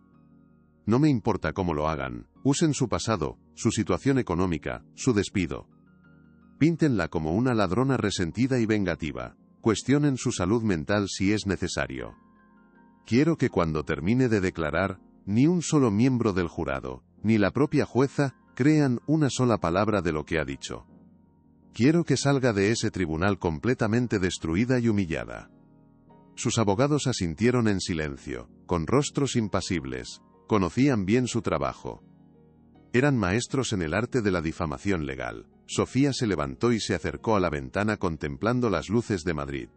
En cuanto a mi querido sobrino, continuó, quiero que lo retraten como lo que es. Un niño débil y fácilmente manipulable. Mañana no solo ganaremos un juicio. Mañana aseguraremos el futuro de esta familia. Bajo mi control absoluto. No fallaremos, pensó. Javier pasó la noche en vela, repasando cada detalle del caso con su abogada Isabel. Sobre la mesa del despacho estaban esparcidas las pruebas que habían reunido con tanto esfuerzo. Las copias del microfilm, los análisis grafológicos que confirmaban la falsificación de las firmas, los informes financieros que rastreaban las transferencias a la consultora fantasma. Tenían un caso sólido como una roca, pero ambos sabían que en un juicio, los hechos a veces pueden ser eclipsados por la percepción y la manipulación emocional. La clave de todo será el testimonio de Elena, dijo Isabel por enésima vez, sus ojos cansados pero increíblemente enfocados. Si el jurado le cree, si conectan con ella, si sienten su verdad, habremos ganado la mitad de la batalla antes de presentar el micre, o film. La evidencia física simplemente confirmará lo que sus corazones ya les han dicho que es verdad. Javier asintió, sintiendo el peso del mundo sobre sus hombros. No solo luchaba por la fortuna de su familia, sino por el honor de su abuelo y la dignidad de Elena. Miró una fotografía de su abuelo en el escritorio. Mañana, abuelo, susurró a la fotografía. Mañana vamos a encender una luz tan brillante que todas esas sombras desaparecerán para siempre. La mañana del juicio amaneció gris y lluviosa, como si el cielo de Madrid estuviera de luto por la batalla que estaba a punto de librarse. Elena se vistió con la ropa más sencilla y digna que tenía, un vestido oscuro y un abrigo modesto. Al mirarse en el espejo, vio el rostro de una mujer de casi 60 años, con arrugas de preocupación que no estaban allí unos meses antes. Pero en sus ojos, había una nueva luz, una determinación que la sorprendió a sí misma. Ya no era solo una limpiadora asustada, era una testigo. Javier la recogió, en un coche discreto. Durante el trayecto al juzgado, apenas hablaron. El silencio no era incómodo, sino de mutuo entendimiento y apoyo. Al llegar, una multitud de periodistas se agolpaba en las escalinatas. Los flashes de las cámaras estallaron como relámpagos cuando Javier ayudó a Elena a salir del coche, protegiéndola con su cuerpo. Señor Montero, ¿es cierto que acusa a su tía de fraude? ¿Quién es esta mujer, señor Montero? Caminaron a través del caos sin decir una palabra. con la cabeza alta, dirigiéndose hacia las grandes puertas de madera del tribunal. La batalla pública estaba a punto de comenzar, y el mundo entero estaba mirando. Dentro de la sala del tribunal, el ambiente era solemne y tenso, se podía cortar con un cuchillo. Sofía ya estaba allí, sentada junto a su equipo de abogados, impecablemente vestida de un color marfil que contrastaba con la oscuridad de la sala. Parecía una reina en su trono, serena y segura de sí misma. Cuando sus ojos se encontraron con los de Elena a través de la sala, le dedicó una sonrisa delgada y condescendiente, una última puñalada de intimidación. Elena sintió un escalofrío, pero no apartó la mirada. Le sostuvo la mirada a Sofía, y en ese breve instante, sin necesidad de palabras, la limpiadora le comunicó a la matriarca que su tiempo de reinar a través del miedo había terminado. Javier le apretó suavemente el brazo, un gesto de apoyo que le dio fuerzas. Se sentaron junto a su abogada, Isabel. La jueza, una mujer de aspecto severo, entró en la sala y todos se pusieron en pie. «Pueden sentarse», dijo con voz autoritaria. El martillo golpeó la madera, su sonido retumbando en el FIE. Silencio sepulcral. Se da comienzo a la sesión. El momento de la verdad había llegado. La vida de todos los presentes en esa sala estaba a punto de cambiar para siempre. El primer testigo de la acusación es la señora Elena García, anunció la abogada de Javier, Isabel. El corazón de Elena dio un vuelco. Todas las miradas en la sala se volvieron hacia ella. Con piernas temblorosas, se levantó y caminó hacia el estrado. Cada paso se sentía como si estuviera caminando sobre un suelo de cristal a punto de romperse. Se sentó en la silla de los testigos, que parecía un trono de tortura, y juró decir la verdad con una voz que apenas reconoció como la suya.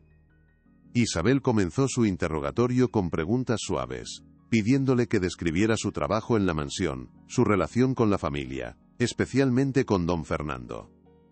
La voz de Elena, al principio temblorosa, fue ganando confianza a medida que hablaba de lo que conocía, de su rutina, del afecto que sentía por el anciano patriarca.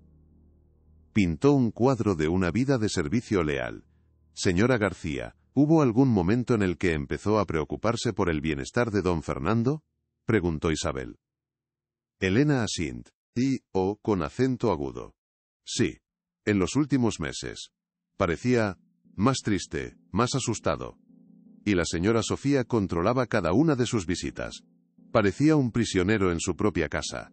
El ambiente se tensaba. Isabel guió a Elena a través de los acontecimientos que la llevaron al día fatídico en el despacho. Elena relató la advertencia que le susurró a Javier, su voz cargada de la misma urgencia que sintió en aquel momento. No sé por qué lo hice exactamente, confesó con una honestidad conmovedora que resonó en la sala. Fue un instinto. Vi al joven Javier, a quien conozco desde que era un niño, a punto de firmar algo que su tía deseaba con demasiada ansiedad. Y vi la misma mirada asustada en sus ojos que a veces veía en los de su abuelo. Simplemente, no pude quedarme callada. Luego, Isabel le pidió que contara cómo encontró la joya. Elena describió la escena en la habitación de don Fernando, cómo sus dedos tropezaron con el objeto duro bajo el cojín. Describió el dolor en los ojos del anciano al reconocer la pieza. Sus palabras de desconfianza hacia su propia hija. Me pidió que lo guardara yo. Dijo que en esa casa ya no confiaba en nadie más que en mí, concluyó Elena, su voz quebrándose ligeramente por la emoción. En el jurado, varias personas asintieron con empatía. La historia de Elena estaba llegando a ellos, superando cualquier prejuicio social. ¿Y qué hizo usted con esa reliquia familiar, señora García?, continuó Isabel, su voz suave pero firme. Elena describió cómo, en la soledad y el miedo de su pequeño apartamento, descubrió el compartimento secreto y el microfilm que contenía en su interior. El murmullo en la sala del tribunal creció en intensidad, llenando el silencio. Un microfilm. La palabra sonaba a intriga, a secretos oscuros, a algo sacado de una novela. La historia de Elena había pasado de ser un simple drama familiar a un thriller de espionaje en toda regla. No sabía qué hacer, estaba completamente sola, admitió Elena, su voz reflejando el terror que sintió. Estaba aterrorizada. Pero sabía que lo que fuera que hubiera en ese pequeño rollo de película era la razón del miedo de don Fernando. Contó cómo involucró a su nieta para revelar las imágenes, su despido humillante durante la cena familiar, y finalmente, su encuentro secreto con Javier en el jardín botánico para entregarle las pruebas. Su relato fue coherente, detallado y cargado de una emoción genuina que era imposible de fingir. Cuando Isabel terminó su interrogatorio, un pesado silencio se apoderó de la sala. La humilde limpiadora había tejido una narrativa poderosa. El abogado de Sofía, un hombre llamado Velasco, se levantó lentamente. Era alto, con el pelo plateado y una sonrisa que era a la vez encantadora y depredadora. Se acercó al estrado con la confianza de un tiburón que huele sangre. «Señora García», comenzó, su voz suave y paternalista, un arma en sí misma. 30 años trabajando para la familia Montero. Es mucho tiempo, y en 30 años, nunca tuvo una queja formal. Hasta el día en que fue despedida, ¿no es así? La trampa era obvia. Fui despedida después de que intentara advertir al señor Javier, corrigió Elena con calma, no dejándose intimidar. Velasco sonrió. Ah, sí, las cosas resulta la advertencia, o como dirían otros, el momento en que una empleada descontenta decidió sembrar cizaña para vengarse. Dígame, señora García, ¿no es cierto que unos días antes de su despido, la señora Montero la reprendió en privado por descuidar sus deberes? Era una mentira completa. Eso no es cierto, respondió Elena, su corazón empezando a latir más rápido. La señora Montero me amenazó por haberme entrometido en sus asuntos. Velasco levantó una ceja. Amenazó. Una palabra muy fuerte. O simplemente le recordó cuál era su lugar. Un lugar que usted, al parecer, había olvidado. Velasco continuó su asalto torciendo cada hecho, envenenando cada recuerdo. Así que usted, una simple limpiadora, de repente se convirtió en una experta en contratos y finanzas familiares, preguntó con un sarcasmo hiriente que hizo reír a algunos en la sala. Usted, que según nuestros informes apenas terminó la educación básica, decidió que sabía más que un equipo de abogados de prestigio. El objetivo era claro, pintarla como una mujer ignorante, inculta, y por lo tanto, poco fiable. Solo sé lo que vi, insistió Elena, aferrándose a la verdad como a un clavo ardiendo. Vi miedo en los ojos de un buen hombre, y vi codicia en los de su hija. Velasco se rió abiertamente. Ah, la codicia. Hablemos de codicia, señora García. ¿No es cierto que usted tiene una nieta en la universidad? Los estudios son caros, ¿verdad? Muy caros. ¿No se le ocurrió que si lograba poner al joven heredero en contra de su tía, podría obtener una generosa recompensa por su lealtad, u como su? La acusación fue, siereneville, tan rastrera, que Elena se quedó sin aliento. La insinuación de que había usado a su propia nieta como parte de un plan de extorsión fue un golpe bajo. Las lágrimas brotaron de sus ojos. «Eso es una mentira», exclamó. «¿Mentira? Es usted la que miente», rugió Velasco, apuntando un dedo acusador hacia Elena, su voz un trueno calculado para hacer temblar los cimientos de la sala. «Miente sobre la amenaza inexistente. Miente sobre una supuesta codicia que solo existe en su imaginación. Y sobre todo, miente sobre esta ridícula y fantasiosa historia de un tesoro escondido. La verdad es mucho más simple y mucho más sucia, ¿no es así? Fue despedida por su incompetencia, y ahora, carcomida por el rencor, busca una venganza mezquina, envenenando la mente de un joven impresionable para extorsionarle dinero. Esa es la única verdad que hay en esta sala». Elena se encogió en su asiento, cada sílaba era un golpe físico. Sintió cientos de ojos sobre ella, miradas que antes parecían compasivas, y que ahora se habían vuelto frías, llenas de duda. La estrategia de Velasco era una obra maestra de la crueldad. «No, no es verdad», susurró ella, pero su voz era un hilo frágil. El suelo pareció abrirse bajo sus pies. Todo el sacrificio, el peligro, el miedo, todo se estaba convirtiendo en cenizas. La sonrisa de Sofía era de un triunfo gélido y absoluto.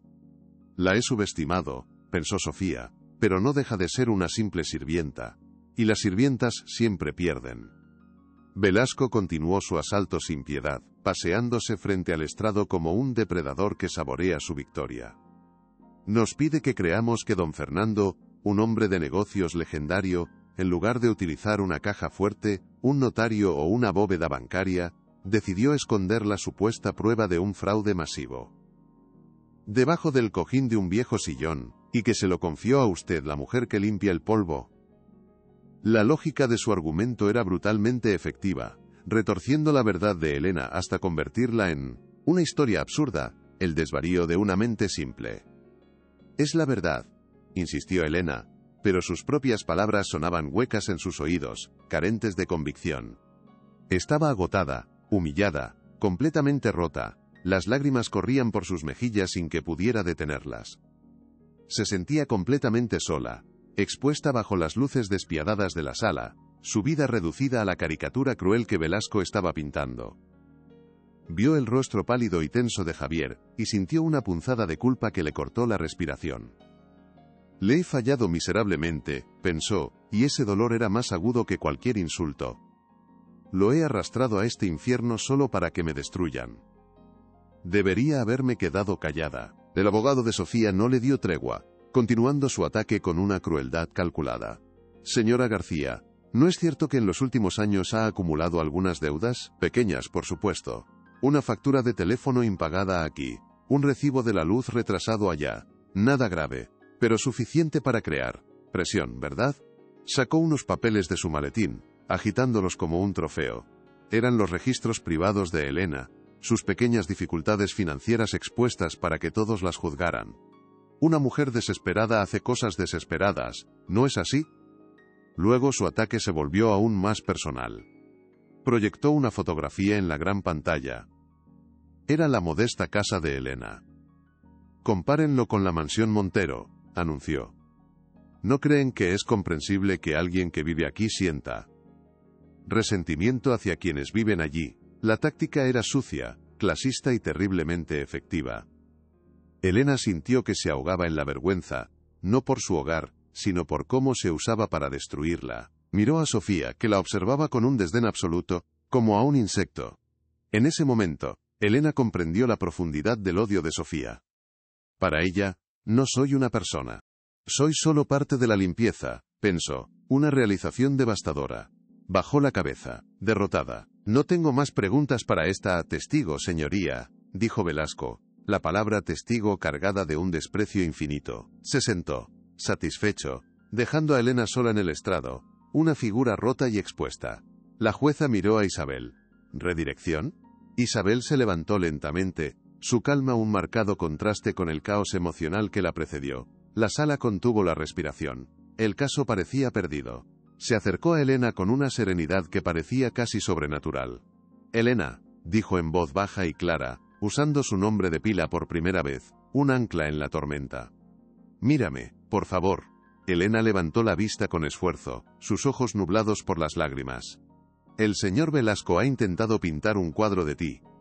Un cuadro de una mujer amargada, codiciosa y mentirosa. Pero yo quiero que el jurado vea el cuadro real.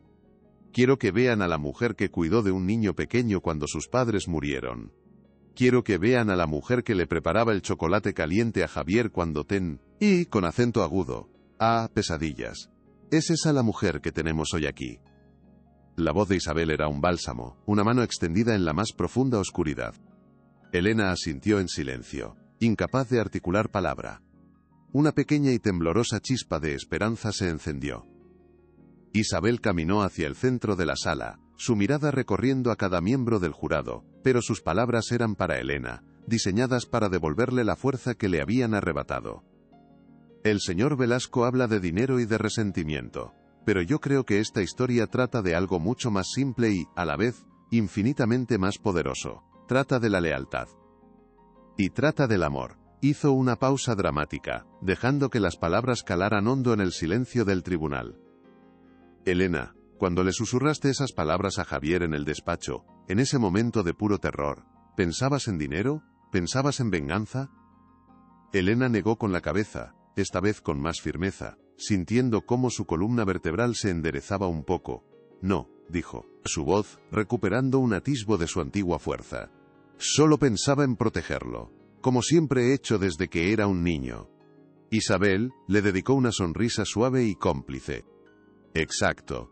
Y cuando don Fernando te confió su secreto más preciado, su carga más pesada, lo hizo porque eras la limpiadora. La pregunta colgó en el aire. No, respondió Elena, su voz ahora sorprendentemente clara. Lo hizo porque confiaba en mí. Porque sabía que yo lo protegería. Porque en esa casa el amor y la lealtad no tenían nada que ver con la sangre. Usted ha sido humillada hasta lo indecible, Elena, continuó Isabel, su voz ahora firme, casi dura. Han hurgado en su vida privada, han expuesto sus dificultades económicas, la han llamado mentirosa y ladrona en público. Le han intentado arrebatar su dignidad. Después de todo esto, dígame, ¿por qué sigue aquí? ¿Por qué no se rindió? Elena levantó la barbilla y miró directamente al jurado, sus ojos ya no llenos de lágrimas, sino ardiendo con una determinación, o con acento agudo N de fuego. Porque le hice una promesa a un buen hombre. Y porque creo en la verdad con cada fibra de mi ser, dijo con una sencillez que era más poderosa que cualquier argumento legal. La gente como la señora Montero cree que puede comprarlo todo. Abogados, el silencio, incluso la justicia. Creen que la gente como yo, la gente invisible, no tiene voz. Pero hoy tengo una voz. Y voy a usarla para decir la verdad, sin importar el precio. Un murmullo de admiración recorrió la sala, la marea estaba cambiando. Elena ya no era una víctima temblorosa. Era una guerrera. Se había enderezado en su silla. Ya no tengo miedo de usted, señora Montero, pensó, mirando directamente a Sofía. El miedo había sido reemplazado por una ira fría y justa. Isabel se volvió hacia la jueza, sintiendo el cambio de poder en la sala. Señoría, la defensa ha ridiculizado la historia del objeto encontrado por mi clienta, tratándolo como una fantasía infantil. Nos gustaría terminar con esa fantasía ahora mismo. Hizo una seña discreta a Javier, que se levantó con un movimiento rápido, y le entregó un pequeño paquete envuelto en una tela de terciopelo. Solicito que se presente como prueba a el broche en cuestión, el origen de todo este proceso. Velasco se puso en pie de un salto, su rostro enrojecido por la ira.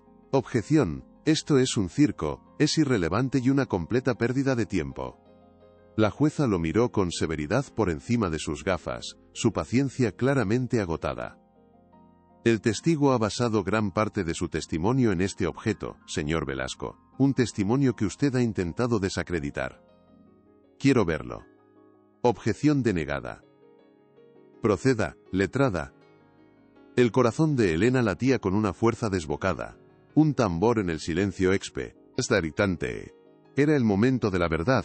Isabel se acercó a Elena con el paquete. Elena, ¿reconoce este objeto? Elena asintió tomando la pieza. Sí, es el que me dio don Fernando. El que pertenecía a su difunta esposa Matilde. Elena, por favor, muéstrele al jurado lo que descubrió esa noche en la soledad de su apartamento, pidió Isabel con una voz tranquila que sin embargo, resonó en toda la sala. Todas las cámaras de los medios y todas las miradas se centraron en las manos de Elena, que temblaban ligeramente. Con una precisión nacida de la repetición y la desesperación, sus dedos encontraron la pequeña protuberancia casi invisible, oculta en el intrincado diseño floral de plata. Presionó con la uña. Con un suave pero audible clic que pareció un disparo en el silencio sepulcral, el compartimento secreto se abrió. Un jadeo colectivo recorrió la sala como una ola. Era real. La historia no era una fantasía. Velasco se quedó pálido como el papel, su sonrisa depredadora finalmente borrada de su rostro. Sofía se aferró a los brazos de su silla, sus nudillos completamente blancos. No puede ser, murmuró para sí misma, el pánico comenzando a subir por su garganta como una bilis amarga. Es imposible, nadie lo sabía. Isabel le tendió a Elena unas pinzas finas de la mesa de pruebas. Por favor, extraiga el contenido con cuidado. Con sumo cuidado, Elena sacó el diminuto rollo de película. El microfilm, señoría, anunció Isabel. La verdad que ha estado oculta durante décadas. La sala estalló. La jueza, con el rostro sombrío, declaró un breve receso. Cuando el tribunal se reanudó, el veredicto ya estaba escrito en su expresión severa. Se puso en pie, y toda la sala se levantó con ella. El silencio era absoluto. Tras la revisión de las pruebas irrefutables presentadas, este tribunal encuentra una evidencia abrumadora de fraude, falsificación de documentos y malversación de fondos por parte de la acusada, la señora Sofía Montero. Hizo una pausa, su mirada fija en Sofía. Este tribunal declara nulos todos los documentos de tutela y poderes notariales otorgados a la señora Montero sobre el patrimonio de don Fernando Montero. Un suspiro de alivio colectivo recorrió la sala. Elena cerró los ojos, las lágrimas de gratitud fluyendo libremente. Lo hicimos, pensó. Lo hicimos, don Fernando. Javier le tomó la mano apretándola con fuerza. Usted lo hizo, Elena, susurró. Usted sola lo hizo. La jueza continuó, su voz dura como el acero. Además, este tribunal ordena la remisión inmediata de este caso a la Fiscalía, para que se inicien los procedimientos penales correspondientes contra la señora Montero. Hasta entonces, la acusada permanecerá bajo custodia sin posibilidad de fianza, para evitar el riesgo de fuga. Si esta historia te tocó el corazón, comparte para que llegue a más personas. Objeción, gritó Velasco, recuperándose a duras penas del shock. Esta prueba no ha sido presentada previamente, es una emboscada procesal. No sabemos qué es eso, de dónde ha salido realmente, si ha sido manipulado o es una falsificación. La jueza lo interrumpió con un golpe seco de su mazo. Señor Velasco, la existencia de esta prueba se deriva directamente del testimonio que UST ha pasado la última hora intentando ridiculizar. Su moción es denegada. Quiero ver qué hay en ese microfilm. Inmediatamente. Un técnico del tribunal se acercó al estrado con solemnidad, tomó el microfilm con guantes y lo colocó en un proyector especial. Las luces de la sala se atenuaron, sumiendo a todos en una penumbra cargada de una expectación casi insoportable. Sofía sintió una gota de sudor frío recorrer su espalda. Todo está bien, intentó decirse a sí misma, una letanía desesperada. Nadie sabía de eso. Ni siquiera yo.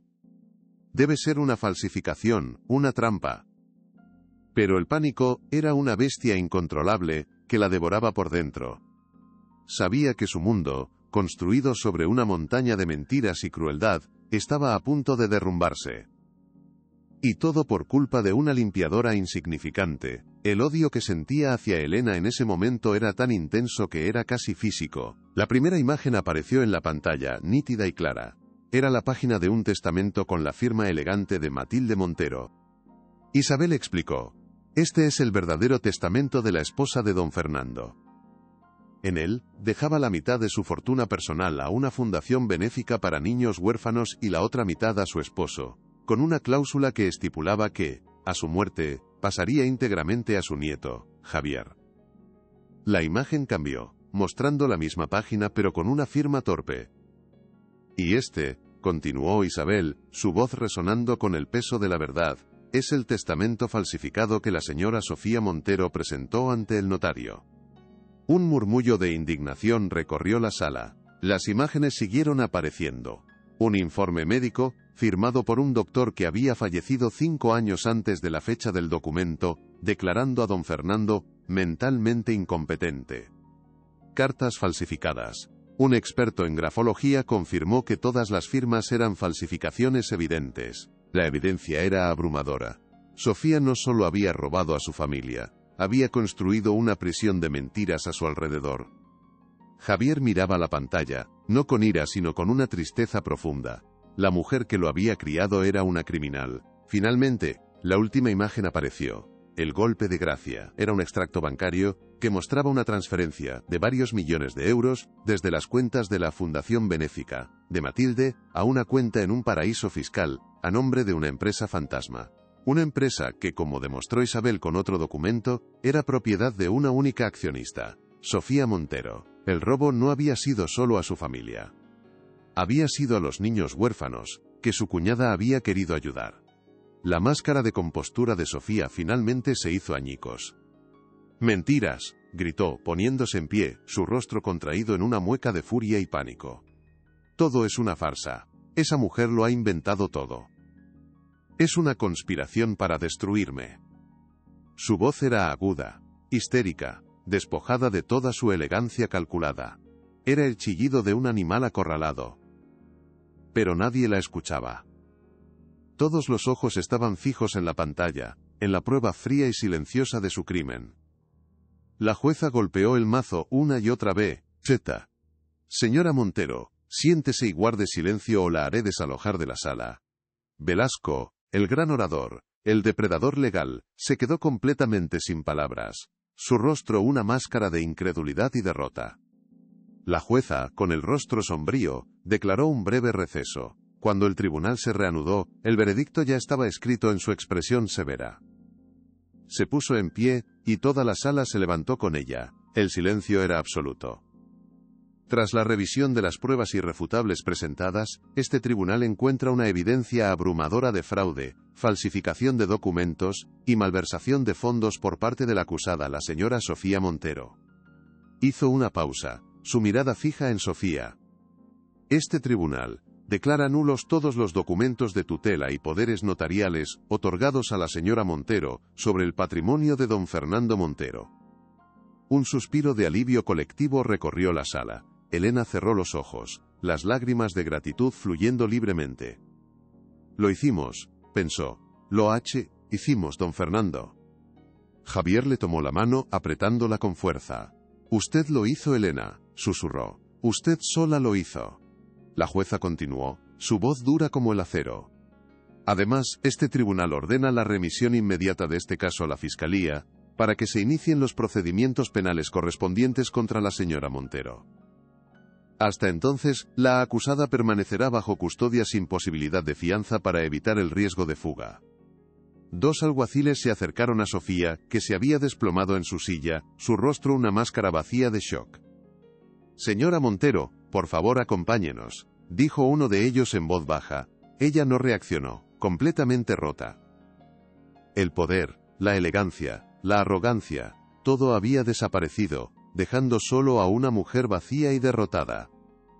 Los alguaciles la levantaron suavemente por los brazos y comenzaron a escoltarla fuera de la sala.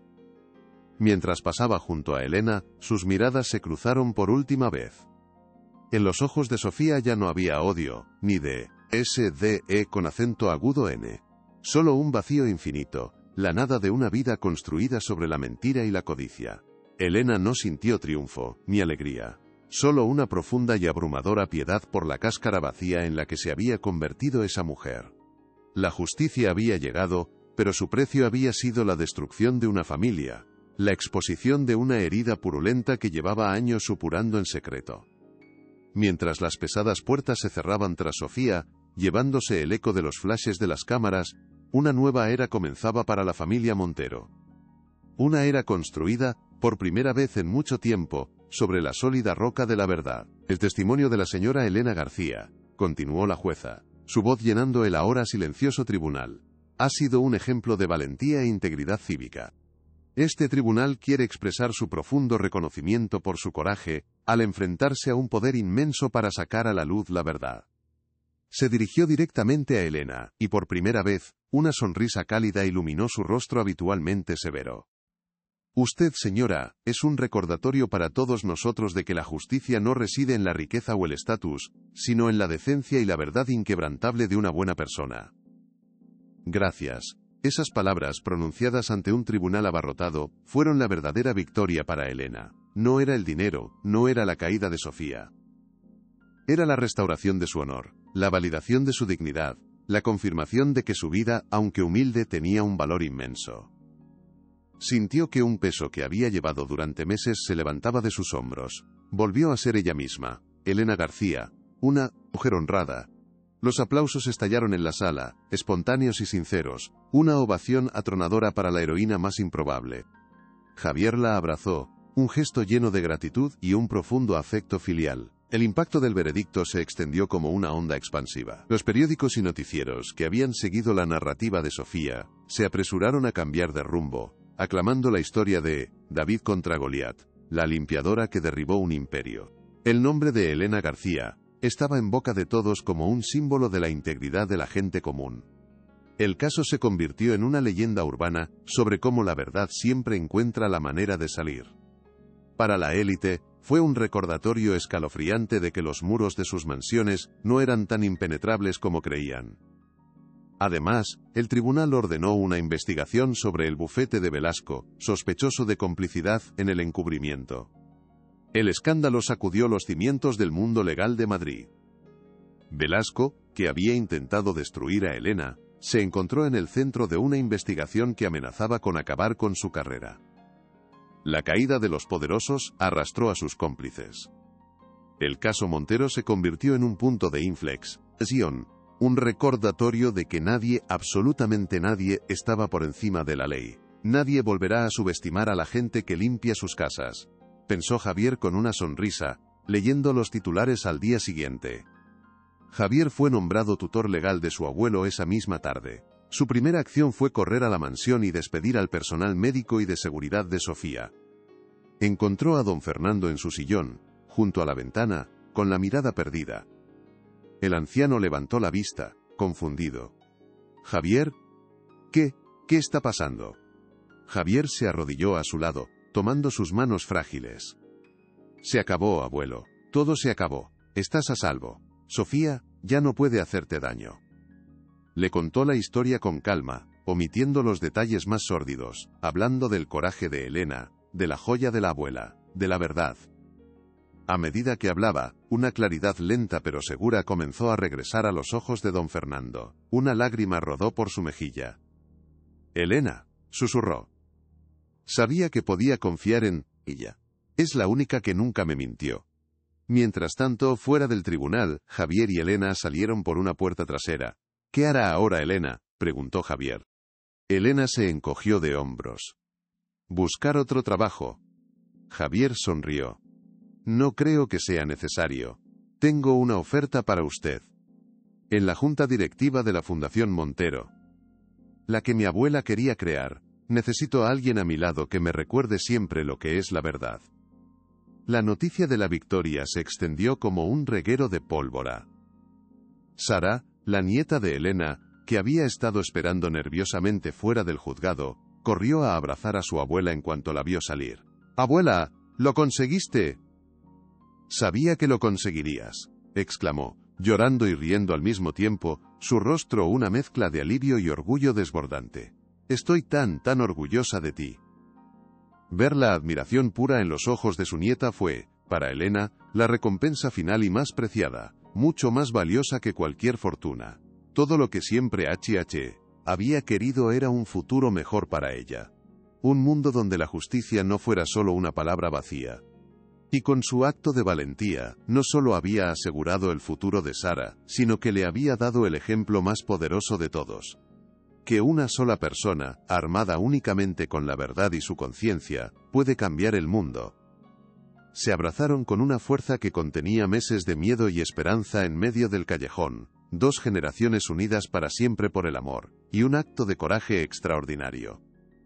El futuro, que unos meses antes parecía tan oscuro, ahora se abría ante ellas lleno de luz y de posibilidades infinitas. La pieza silenciosa que había sido el catalizador de todo, fue colocada en un lugar de honor, en la nueva sede de la Fundación Montero para Niños. Se exhibió en una vitrina de cristal en el vestíbulo principal, no como una joya de valor monetario, sino como un símbolo poderoso. Un símbolo de la verdad oculta, de la lealtad que trasciende la muerte y sobre todo del coraje de una mujer que se atrevió a escuchar un susurro, y a seguirlo hasta sus últimas consecuencias. Debajo de la vitrina, una pequeña placa de bronce rezaba: «En honor a Matilde Montero, cuya verdad nunca se perdió, y a Elena García, que tuvo el valor de encontrarla». El legado de Elena no estaría escrito en libros de historia, ni grabado en monumentos de piedra. Estaría grabado en los corazones de todos los que escucharon su historia, y se sintieron inspirados a alzar su propia voz contra la injusticia. Su victoria no fue solo personal. Fue una victoria para todos los que alguna vez se han sentido invisibles, impotentes o silenciados. Fue un recordatorio luminoso y eterno de que la voz más humilde, cuando susurra la verdad, puede resonar más fuerte que el grito más poderoso. Tras el veredicto, la salida del tribunal fue un torbellino de flashes y micrófonos que se abalanzaban sobre ellos. Javier protegió a Elena con su cuerpo, abriéndose paso entre la multitud de periodistas que gritaban preguntas. Pero Elena por primera vez, no se sintió intimidada por el estruendo. se sentía extrañamente en calma, como el ojo de un huracán. Dentro del coche el silencio fue un bálsamo. «Le debo todo, Elena», dijo Javier finalmente, su voz cargada de una emoción que no intentaba ocultar. «No solo me salvó a mí. Salvó el alma de esta familia». Ella simplemente asintió. «Solo hice lo que era correcto, señor Javier». Javier negó con la cabeza. «No, Elena. Usted es única». Su primera visita como nuevo jefe de la familia fue a su abuelo. Encontró a don Fernando sentado en su sillón, pero con una chispa de lucidez en sus ojos. Al ver a su nieto libre, una sonrisa genuina, la primera en meses, iluminó su rostro. «Lo sé todo, hijo», dijo con voz firme. «Has sido muy valiente». Hablaron durante horas, reconstruyendo las verdades silenciadas. «Ella me robó mis recuerdos, Javier, pero gracias a ti y a esa maravillosa mujer, siento que estoy volviendo a casa». Elena no regresó a su pequeño apartamento. Javier insistió en que se instalara en una de las suites de invitados de la mansión, un lugar que ella había limpiado innumerables veces pero en el que nunca había soñado con dormir. «¿Qué hago yo aquí?», pensó la primera noche, mirando su reflejo en el gran espejo de marco dorado. «Este no es mi mundo». Pero al día siguiente, Javier la esperaba en la mesa del comedor, sirviéndole café él mismo y pidiéndole consejo sobre los cambios que planeaba hacer en la empresa. Escuchaba sus opiniones con un respeto genuino. Pronto, el personal dejó de verla como la limpiadora para verla como doña Elena, la consejera. La vida en la mansión se transformó. Las cenas ya no eran eventos tensos, sino reuniones cálidas, donde se compartían historias y risas. Las barreras invisibles entre señores y sirvientes se desmoronaron. Elena se convirtió en la matriarca no oficial de la casa. Su sabiduría tranquila era el pegamento que unía a todos. Cuidaba de las rosas de el jardín, las mismas que escondieron su encuentro secreto con Javier, ahora símbolos de un nuevo comienzo. Don Fernando vivió sus últimos años en paz. «Usted me devolvió a mi nieto, Elena», le dijo una tarde. Una de las primeras decisiones de Javier fue la creación de la Fundación Matilde Montero, cumpliendo el verdadero deseo de su abuela. Se dedicaría a proporcionar hogares y educación a niños huérfanos, el mismo objetivo que Sofía había pervertido. La ceremonia de inauguración fue un evento discreto pero emotivo en los jardines de la mansión. Don Fernando, con la mente clara, pronunció un breve discurso. «Mi difunta esposa creía que la verdadera riqueza no se mide en dinero, sino en la bondad que compartimos», dijo. «Hoy celebramos un nuevo comienzo, basado en la verdad». Al final del jardín, se desveló una placa de bronce. Junto al nombre de Matilde, estaba grabado el de Elena García, con la inscripción: «A la guardiana de la verdad cuya valentía nos recordó que la voz más humilde puede ser la más poderosa». Elena sintió que el corazón se le salía del pecho. En el centro del nuevo edificio de la fundación, en un lugar de honor, se colocó una vitrina de cristal. Dentro, sobre un cojín de terciopelo, descansaba la pieza de plata y zafiros que lo había empezado todo. Ya no era un simple adorno, era una reliquia, un símbolo. Javier, fiel a su palabra, implementó cambios radicales en las empresas Montero, con Elena como su principal asesora en el nuevo comité de ética. Transformó la compañía de un gigante frío a un modelo de responsabilidad social. Los salarios se incrementaron, se establecieron guarderías y se creó un fondo de becas con el nombre de Elena García. Los competidores predijeron la ruina, pero ocurrió lo contrario. La moral de los empleados se disparó, la productividad aumentó y la lealtad se convirtió en su mayor activo. La noticia de la sentencia de Sofía llegó unos meses después. Fue condenada a una larga pena de prisión por fraude, falsificación y malversación. Despojada de su fortuna y poder, se convirtió en una nota a pie de página en la historia familiar. Javier nunca la visitó, no por odio, sino porque ella se había convertido en una extraña, un fantasma de un pasado doloroso. «El poder no es controlar a los demás, sino empoderarlos», le dijo a un periodista. «Esa es la lección que aprendí de mi amiga Elena». Y esa lección guió cada una de sus decisiones, construyendo un legado de integridad sobre las ruinas de la codicia. Elena nunca perdió su esencia. A pesar de su nuevo estatus, de tener un despacho propio en la sede de la fundación, y de que su nombre fuera sinónimo de integridad, seguía siendo la misma mujer sencilla y de gran corazón. Todas las mañanas, antes de que nadie se despertara en la mansión, bajaba a la cocina y preparaba café para todo el personal.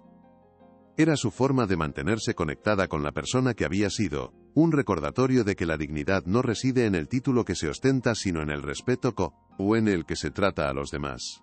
Su nieta, Sara, se graduó con honores gracias a una de las primeras becas de la fundación que llevaba el nombre de su abuela. Se convirtió en una exitosa diseñadora gráfica y, a menudo, colaboraba de forma gratuita en los proyectos de la fundación. La relación entre Elena y Javier se profundizó con el tiempo, convirtiéndose en un vínculo que trascendía la amistad. Eran familia, una familia elegida no por la sangre, sino por la lealtad inquebrantable y el respeto mutuo. Ella era la brújula moral que él siempre necesitaría para no perder el norte. A veces, por la noche, cuando la gran mansión estaba en silencio, Elena se acercaba a la ventana de su habitación y miraba las estrellas. Pensaba en el increíble viaje que había sido su vida, en los giros inesperados del destino que la habían llevado de la invisibilidad a la inmortalidad. Había pasado de ser una sombra que limpiaba el polvo a una luz que guiaba a toda una comunidad. Había enfrentado sus miedos más profundos, y había salido victoriosa, no con armas ni con poder, sino con la simple y llana verdad como única armadura. ¿Quién lo hubiera dicho? Se preguntaba a menudo con una sonrisa serena. Una simple limpiadora cambiando el mundo de los poderosos. Pero en el fondo sabía que había sido el amor incondicional por su nieta, la lealtad a un hombre bueno como Javier. Y sobre todo, la creencia inquebrantable en que la decencia importa, lo que le había dado la fuerza para seguir adelante. Comprendió una verdad fundamental: no existen voces pequeñas o grandes, solo existen voces que dicen la verdad y voces que mienten. Y la verdad, no importa cuán bajo se susurre, siempre encontrará la manera de ser escuchada. La reparación emocional para Elena no vino del reconocimiento público, sino de un momento inesperado. Estaba en el jardín, cuidando las rosas, cuando un jardinero joven se acercó tímidamente. «Doña Elena», dijo con la cabeza gacha, «mi hija ha estado enferma. Gracias al nuevo seguro médico que el señor Javier implementó por su consejo, pudimos llevarla a los mejores especialistas. Se recuperará por completo». El joven levantó la vista, sus ojos llenos de gratitud. «Usted no solo salvó a esta familia, nos ha salvado a todos nosotros». En ese instante, Elena comprendió el verdadero alcance de sus acciones, una onda expansiva de bondad. Esa gratitud humilde valía más que todos los titulares. Con el tiempo, la mansión, antes un símbolo de opresión, se transformó en un lugar de encuentro para la comunidad, con conciertos benéficos. El lujo ya no era un muro, sino una herramienta para acoger. Los pasillos antes llenos de miedo ahora resonaban con risas de niños. Elena, sentada en un banco, o cucholol lipi, observaba la transformación con una sonrisa serena. Veía a Javier, ya no un joven inseguro sino un líder respetado. «Has hecho un buen trabajo, Matilde», le susurraba a la brisa. El romance nunca floreció entre Javier y Elena en el sentido tradicional. Su vínculo era algo distinto, más profundo, una conexión de almas forjada en la adversidad y el respeto mutuo. Sin embargo, hubo un gesto, un pequeño acto de amor que lo dijo todo, sellando su pacto para siempre. En el primer aniversario del veredicto, Javier la llevó al jardín botánico, al mismo banco donde ella le había entregado las pruebas.